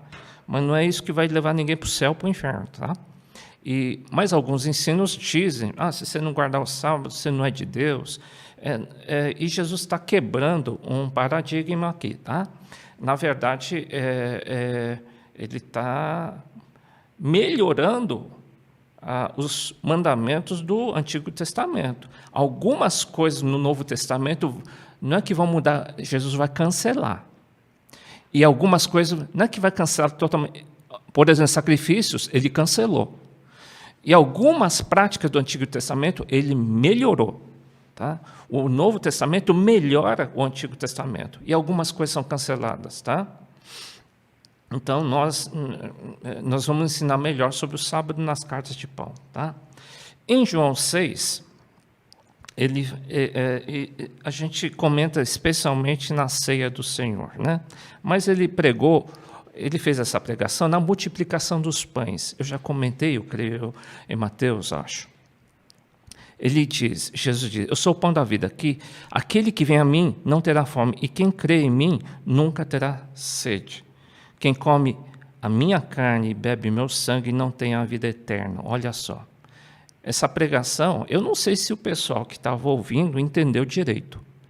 Só sei que os discípulos acharam assim, esse discurso é muito duro. Eu não sei se aqueles que estão ouvindo, com certeza acharam duro, não sei se eles entenderam direito, mas dá uma conotação de extremo compromisso, de ter de seguir o ensinamento de Jesus, dá a entender isso. Talvez eles tenham, talvez não, eles acharam muito duro os ensinos de Jesus. Os ensinos de Jesus não eram leves. Inclusive, Jesus falou assim, e aí, vocês não querem desistir? Outra, Jesus nunca vai pedir, pelo amor de Deus, para ninguém segui-lo, hein? Pelo contrário, ele confrontou os discípulos, porque depois dessa pregação, muitos deram para trás, muitos desistiram. Né? Desde então, muitos dos seus discípulos se tornaram para trás e já não andavam mais com Jesus. Então disse Jesus aos 12, quereis vós também retirar-vos? Respondeu-lhe, pois, Simão Pedro, Senhor, para quem iremos nós? Só tu tens as palavras da vida eterna. Pedro falou, é duro, mas só tu tens a palavra da vida eterna. Tá? Deu para entender que Jesus não era muito politicamente correto. Tá? Ele não aliviava, não. Tá? Os discursos e as pregações de Jesus não eram leves. Tá? Voltando à água viva, lembra da água viva? Que Jesus, quando o Espírito Santo entra, o que Jesus falou? Quando a água entra, quando o Espírito Santo entra, ele forma uma fonte. Ele citou 3 capítulos depois, em João 7. Quem crê em mim, como diz a Escritura, rios de água viva correrão do seu ventre. E isso diz ele, do Espírito que haviam de receber os que nele crescem, porque o Espírito Santo ainda não tinha sido dado. Tá? Ninguém, naquela hora, tinha experiência com o Espírito Santo. Ninguém. No Antigo Testamento, o Espírito Santo vinha sobre as pessoas, ficavam ao redor e nunca dentro. A experiência do Espírito Santo entrar na pessoa só veio depois que Jesus morreu e ressuscitou. Tá? Até então, eles não tinham experiência com o Espírito Santo neles. Tá? Mas aqui ele falou, quando o Espírito Santo entrar em vocês, ele vai fazer uma fonte, e depois de um tempo, rios de águas vivas fluirão do teu interior. Está falando do batismo do Espírito Santo. Rios de água viva. Primeira experiência é o Espírito Santo entrar e fazer uma fonte espiritualmente. E segunda experiência, ele aperta um botãozinho lá e rios de águas vivas começam a fluir no interior. É o batismo do Espírito Santo. Lembrado de João 4,14 que a gente comentou agora. Tá? Um problema de um pecado de uma mulher adúltera.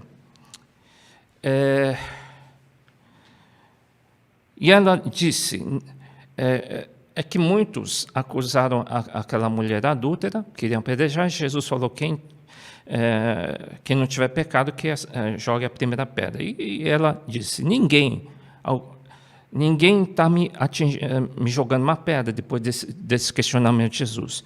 E disse Jesus, nem eu também te condeno, vai-te e não peques mais.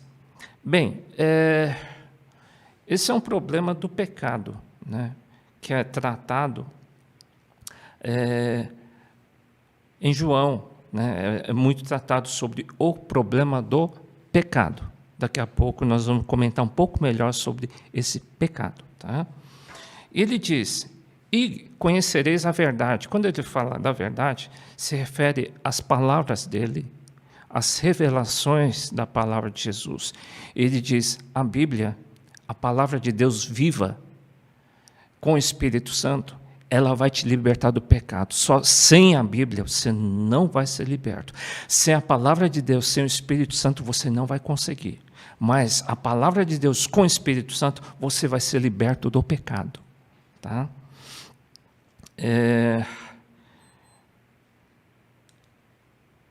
Outra, João 8, 43, 44. Ele está falando agora do fariseu. Ele está conversando com os fariseus, tá? Ele diz assim: vocês têm como pai o diabo, vocês mentem. Por que eu coloquei essa parte aí? É porque é uma característica do fariseu. O cristão, o DNA do cristão é não mentir, tá? Porque por trás de uma mentira está o diabo, né? É essencial, tá, gente, que o cristão não pode mentir. Por trás de qualquer mentira, você acha que você está dizendo então que nesse versículo está dizendo que a pessoa está meio endemoniada quando mente? Pois é exatamente isso, tá? O cristão não mente, tá? O fariseu sim. Então, um cristão que mente tem mais cara de fariseu, tá? Então, é um cuidado que a gente tem que ter. João não cita muitos milagres, mas alguns milagres são citados, por exemplo, de um cego que começa a enxergar. Teve uma teologia eu não digo alguns ensinos, que diz que todas as doenças são provenientes do pecado, né? Originado do pecado. Mas no caso desse cego, foi diferente. Jesus respondeu assim: nem ele, o cego, pecou, nem seus pais. Não é uma maldição hereditária que ele está dizendo. Mas foi assim para que se manifestem neles as obras de Deus. Deus planejou que ele fosse assim para que um dia ele fosse curado, tá? Então nós cremos que não é porque a pessoa está com alguma doença, é porque ela pecou. Nem todas as doenças foi porque a pessoa pecou, veio por maldição hereditária, tá bom? Não podemos generalizar. Capítulo 10. Jesus é o bom pastor. Nesse capítulo, ele diz: Jesus é o principal pastor. Os demais são copastores. Jesus, sim, é o principal pastor. É a ênfase. O pastor com letra maiúscula. E os demais, eu e os restantes, somos copastores, somos ajudantes somente, tá, gente? E outra, a voz que é inconfundível. A gente pode errar. Qualquer pastor que não seja Jesus pode errar. Na pregação, na ministração de alguma palavra, nos sentimentos, é possível. Tá? Aqui diz, a ênfase é, Jesus é o único que não falha, tá? Só que as ovelhas de Jesus têm uma característica. Elas vão reconhecer a voz do verdadeiro pastor, independente da boca de quem é dita. Nós somos ovelhas de Jesus Cristo, tá? E a nossa ênfase é, temos que nos acostumar com quem? Com a voz do Espírito Santo, com a voz do bom pastor que é Jesus Cristo. Então, é essencial que você conheça bem a palavra de Deus e seja afinado com o Espírito Santo para que vozes enganosas não venham te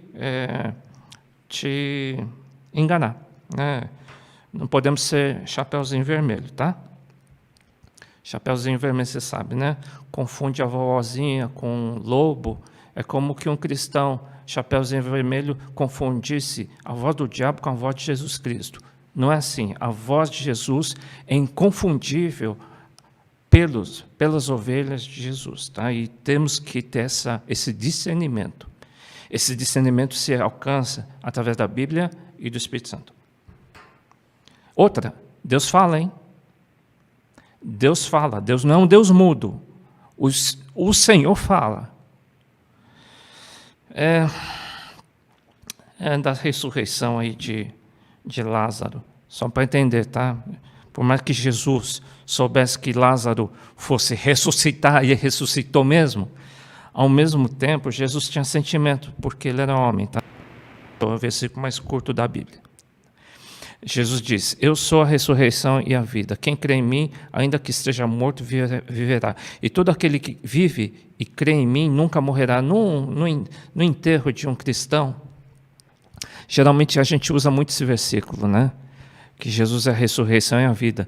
E quem crê em Jesus Cristo, quem seguiu Jesus Cristo, apesar de estar morto, talvez num velório, a gente tem aquela esperança e paz, sabendo que ela está descansando, né? E que, na verdade, está vivo, espiritualmente vivo, eternamente vivo. Tá? Então, é um consolo tremendo para os filhos de Deus, né? A gente fica triste que as pessoas morrem, mas, interiormente, nos alegramos porque a pessoa está bem. Tá? O cristão não tem medo da morte jamais. Tá? A gente está mais preocupado. A gente não tem medo nem da morte por causa da Covid. Eu fico mais preocupado com a sequela, para aqueles que ficam vivos. Porque às vezes tem sequela da Covid, é uma perturbação, né? Mas quem está em Cristo fica em paz, tá?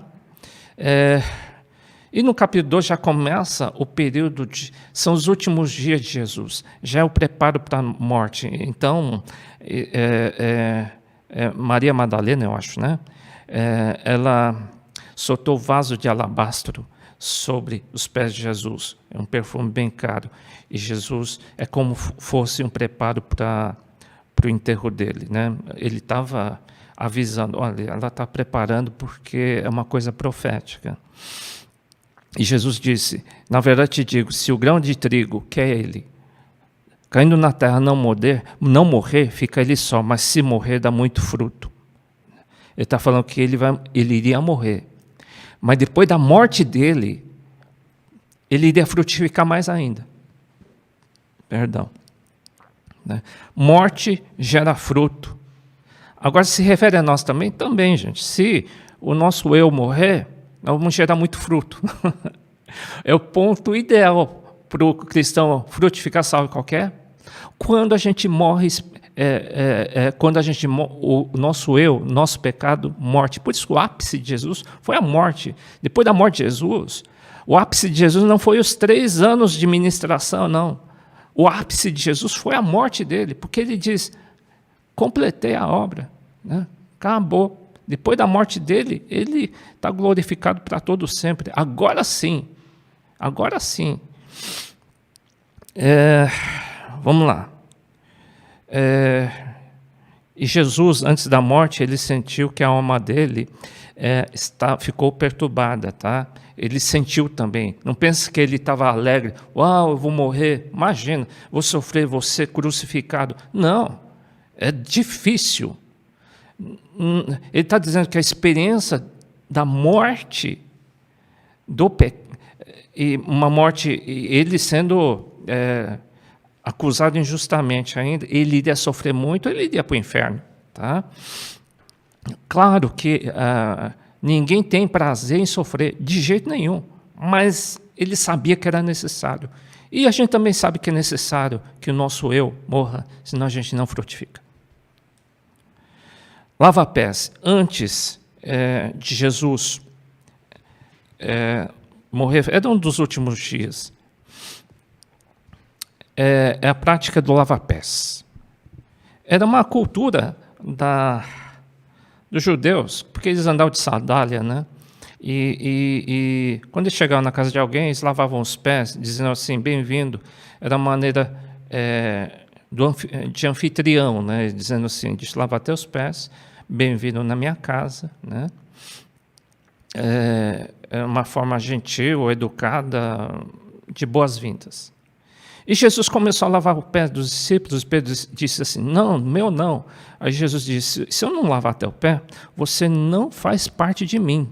Ou seja, na verdade, Jesus está como dando boas-vindas para o reino dele, porque ele estava prestes a morrer e abriu o reinado dele para todos sempre até hoje.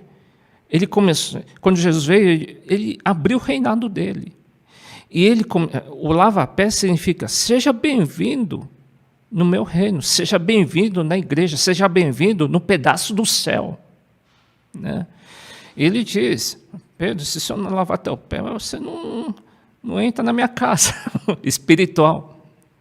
Ele diz assim, eu lhes dei o exemplo de boas-vindas, façam o mesmo que eu fiz. Não é uma prática que a gente vai fazer, uma prática de lavar-pés na nossa igreja, tá? Primeiro, além de ser muito anti-higiênico hoje, concorda? Né? A gente lava-pé não, hoje é álcool gel. Mas qual o significado? É que a gente tem que dar boas-vindas para aqueles que precisam entrar no reino de Deus. Façam a mesma coisa que eu fiz com vocês, Jesus diz. Eu estou dando boas-vindas para vocês entrarem na minha casa, no reino de Deus. Façam a mesma coisa com os outros que estão chegando. Nós vamos começar com as células. Façam a mesma coisa. Eu dei o exemplo para vocês. Eu dei boas-vindas. Estou lavando pés de vocês. Eu estou dando boas-vindas para o meu reino. Façam a mesma coisa com os outros que virão. Tá? Esse é o significado do lava-pés. As últimas instruções de Jesus.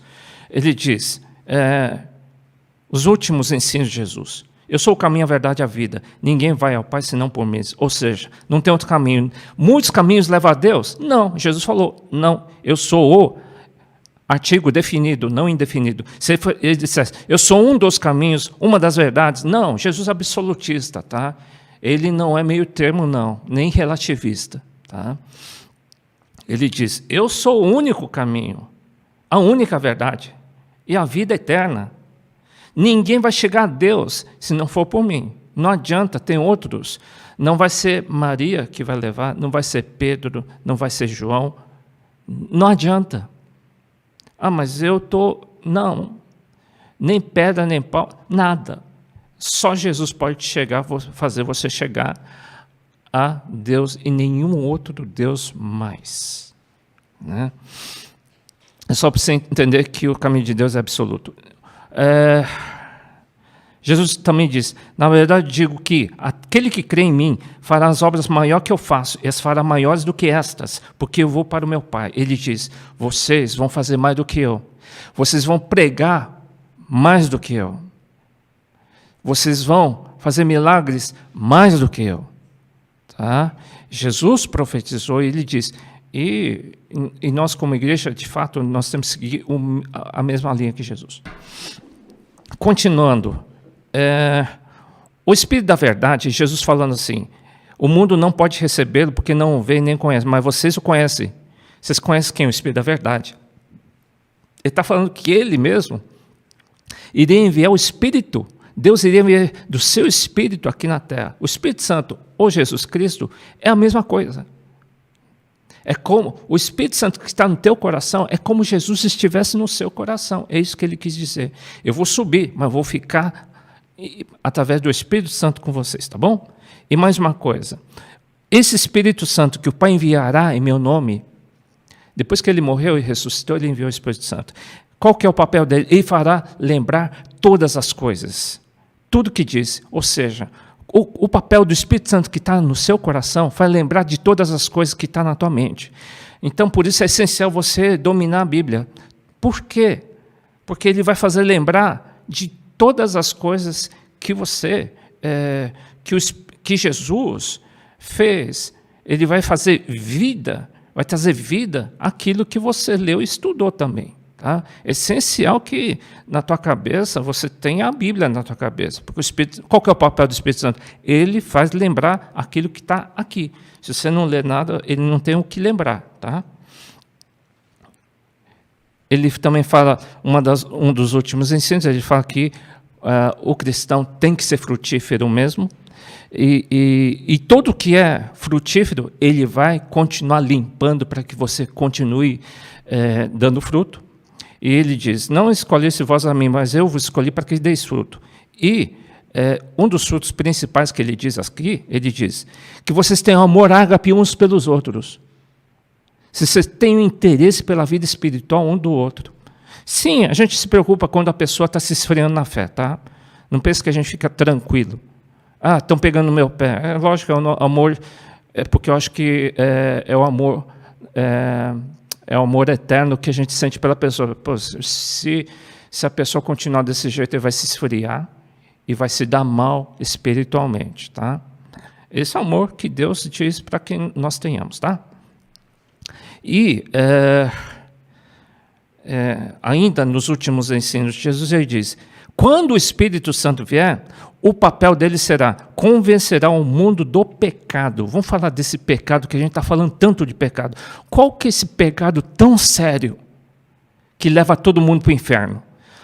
o pecado principal que leva uma pessoa para o inferno é do pecado, porque não crê em Jesus. Não adianta nós sermos bonzinhos. Não adianta a gente fazer uma boa caridade. Não é isso que leva a pessoa para o céu.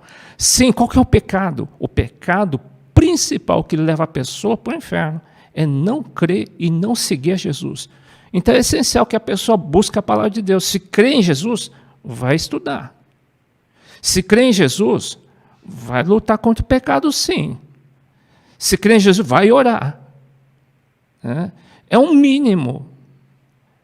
É uma vida, é a básica. Não é nada excepcional, não. Tá? Nada exagerado. E uma das últimas orações de Jesus, ele diz, para que eu já não estou mais no mundo, mas é uma oração de Jesus. Mas eles, os discípulos, estão no mundo, eu vou para ti. Pai Santo, guarda em teu nome aqueles que me deste, para que sejam um, assim como nós somos um. Ele repetiu por 3 vezes, Jesus não é de repetir não, hein? Para que o povo seja unido. Olha, atualmente, a gente, entre cristãos, a gente vê muita briguinha, disputa, já há anos, muitas divisões de igrejas, e isso é de Deus? Não, não é. E é natural, infelizmente é. É possível a igreja ter um só coração, um amando o outro, sem disputas? É possível? Só Deus. Porque até Jesus orou 3 vezes. Né? É um sobrenatural de Deus. Quando Deus tiver um povo unido, com um só coração, um com Deus, é só Deus. É um sobrenatural de Deus. Povo unido, com um coração, sem disputas, sem maledicência, sem competição, sem maledicência, falatório, disputa. Só Deus para causar isso. Né? É uma oração que Jesus fez, que a unidade é importante, mas não adianta só falar. A unidade não é badalar um ao outro. Não é isso. Não é isso. É ter um coração, uma só doutrina, um só coração, um só amor, sem disputas, sem carnalidade, né? Isso daí só Deus pode causar isso, tá? Fora isso é carnalidade. Os últimos dias de Jesus.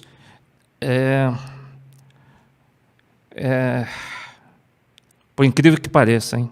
Foi o ápice. Começa com a traição do discípulo Judas. Jesus foi preso, sabe por quem?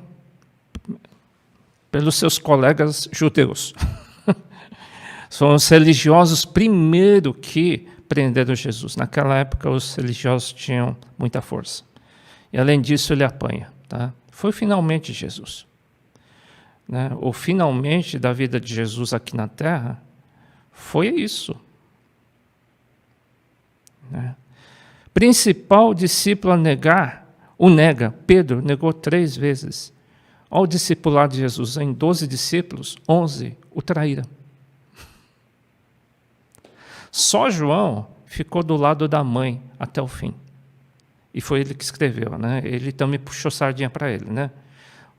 Ele escreve assim, o discípulo a quem Jesus amava, né? É ele. Não sei se ele pecou, não, mas foi o único também que não foi decapitado nada, morte natural, né? Não sei se é por isso, porque os outros se deram muito mal na morte, tá? Bom, eu não sei também, é só uma suposição. Depois que ele foi levado aos políticos, a Pilatos, né? E a multidão prefere um bandido a Jesus. Só um dos discípulos o acompanhou. Vê? Outra. O medo na perseguição testa a fidelidade do discípulo. Na hora da crise, na hora da perseguição, é a hora do vamos ver se de fato a pessoa é leal, se a pessoa tem o DNA de Cristo verdadeiramente. Né? Os discípulos erraram, mas depois só um que se deu muito mal, que foi Judas. Os outros voltaram a Jesus. Tá? Outra, no João. Agora, a primeira experiência A primeira experiência do novo nascimento. Como que se deu? Jesus, quando morreu, ele foi até o inferno. Jesus era o único filho de Deus. Depois que ele foi para o inferno, Deus o buscou lá, hein? Quem? Através do Espírito Santo. O Espírito Santo pegou a turma lá. Jesus, ele foi o primeiro homem a entrar no céu. E ele levou com ele Abraão, todo mundo que estava preso lá. Eu acho que o Espírito Santo avançou em todos, entrou em todos, porque sem o Espírito Santo ninguém entra no céu, tá? Sem o Espírito Santo ninguém entra no céu. Primeiro foi Jesus, e Jesus pegou a turma toda e levou para o paraíso. Tá. E depois, eu não sei medir o tempo, mas ele ficou 40 dias aqui na Terra. E um dos primeiros encontros que ele teve aqui na Terra, é porque ele morreu, ressuscitou, ficou 40 dias aqui na Terra, depois subiu ao céu. Nesses 40 dias, uma das primeiras ações que Jesus teve foi em João 20. Foi a experiência do novo nascimento. De quem? Jesus não. Jesus tinha recebido lá no céu, ele subiu. Mas aqui na Terra, qual foi a primeira experiência que a pessoa teve do novo nascimento? Ele estava diante de alguns discípulos e diz, havendo dito isso, Jesus assoprou sobre eles e disse-lhes, não sei se assoprou foi literal, porque assoprou também significa espírito. Então não sei se ele impôs as mãos ou que ele falou alguma palavra, mas aqueles discípulos que estavam perto dele, pela primeira vez, depois de Adão, eles tiveram a experiência com o quê? Eles tinham corpo e alma, mas o espírito está vazio. Pela primeira vez, os homens aqui da terra tiveram experiência com quem? Com o Espírito Santo. Entrou neles. Recebei o Espírito Santo. É o novo nascimento. Não estou falando do batismo do Espírito Santo, hein? É uma experiência antes do Espírito Santo. Aquela experiência que quando o Espírito Santo entra e faz uma fonte no coração. Lembra em João 4?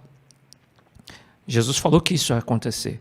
O Espírito Santo entrou e começou a construir uma fonte em cada discípulo dele. Foi a experiência que eles tiveram. Eu não sei se eles choraram, porque cada um tem uma experiência. A Bíblia não dá detalhes, tá? E eles receberam uma autoridade dizendo assim, a quem perdoardes os pecados lhes são perdoados, e aqueles a quem os retiverdes lhes são retidos. Dá a entender que os discípulos, ou a formação da igreja, teria uma autoridade muito forte de perdoar ou não pecados. Tá? É o que está escrito aqui. E por fim, ainda Jesus aqui na terra, numa pescaria, e num bate-papo com Pedro, né, eu fiz propositalmente o versículo em grego. É um dos versículos importantes que Jesus fez para Pedro enquanto Jesus estava aqui na terra. Tá? Ele diz assim, Pedro, você tem um amor espiritual, você me ama profundamente a tal ponto de dar a tua vida por mim. Você tem um amor ágape por mim? Ele entendia muito bem o que significava ágape. E Pedro respondeu, eu gosto. Ele falou, eu filéus, eu gosto do Senhor. Jesus responde, apacenta quem? As minhas ovelhas. E por 3 vezes, 2 vezes Jesus perguntou, e na terceira Jesus perguntou, tá bom, Pedro, você gosta de mim? Pedro responde, sim, eu gosto do Senhor. Apacenta as minhas ovelhas. Ele não tinha chegado ainda no amor ágape. Tá? Ele foi honesto, hein? Mas, o que a gente queria dizer sobre esse amor? Independente se lógico que tem que ser ágape, tá? Tem que ser ágape. Mas, por outro lado, mesmo tendo o amor filéus, porque a maioria, eu acho que grande parte dos cristãos gostam de Jesus. Tá? Porque na hora da crise, eu não sei se daríamos a nossa vida por Ele. Não sei se o nosso nível de amor chega ao nível de ágape. se só temos um amor social pelas pessoas. Um amor, amizade, eu gosto até tal ponto. Talvez seja tudo bem, não digo tudo bem, é que eu só acho que o amor ágape é bem mais. E o amor ágape, depois nós vamos estudar, nunca falha. O amor filéus falha. Está em Coríntios, tá? Mas voltando aqui. Tá bom. Suponha que estamos no nível do amor filéus. Mesmo assim, vamos abaixar o nível. Jesus perguntando para mim e para você, você gosta de mim? Se você responder, gosto, é honesto. Se você gosta mesmo, você vai estar cuidando do rebanho de Jesus e não teu. Se pelo menos a gente gosta de Jesus, a gente vai cuidar da igreja. Quem gosta de Jesus vai cuidar da igreja. Vai amar a igreja. A igreja não é só o prédio, tá? Vai cuidar dos seus irmãos. Se você está ignorando os seus irmãos da igreja, nem gostar você gosta de Jesus, com certeza. E outra, hein? Não é apacentar as tuas ovelhas, não, apacentar as ovelhas de Jesus, tá? As ovelhas não são nossas, eu não tenho ovelha nenhuma. Você é propriedade de Jesus, eu entendo que quem é propriedade de Jesus é da nossa responsabilidade cuidar. Se você só gosta de Jesus, teria que estar cuidando do rebanho do Senhor, pelo menos. Agora, se você ama de fato a Jesus com amor ágape, que é o nível correto, sem dúvida, você vai ser, conforme João disse, você vai frutificar, você vai crescer. Muita gente vai crescer, você vai ter muito discípulo. Tá? Você vai ter muito discípulo. Por quê? O amor ágape gera frutos. O amor ágape gera pessoas que seguem a Jesus. Tá?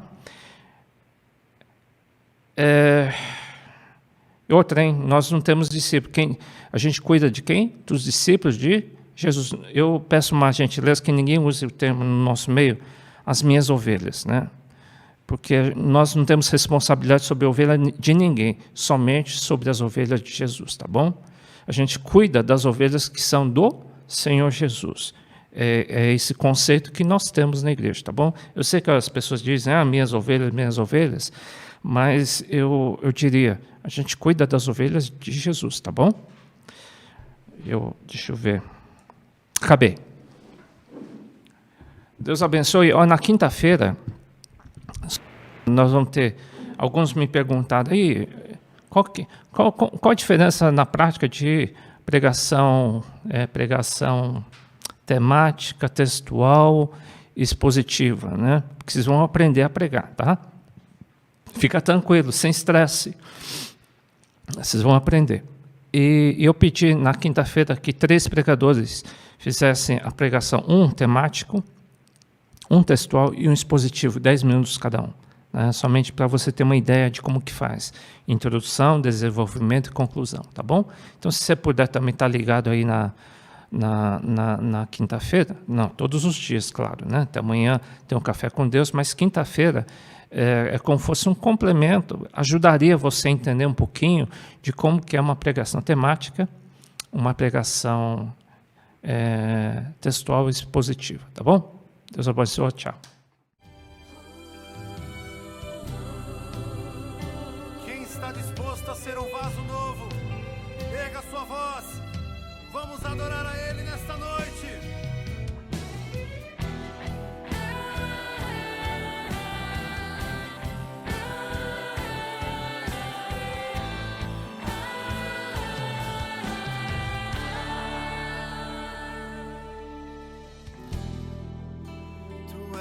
Minha canção e eu te louvarei e eu te adorarei.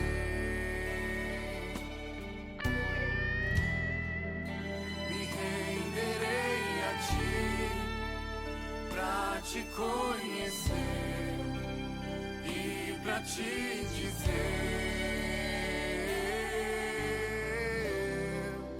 te amo, Jesus, te adoro, meu Pai, vem me quebrar.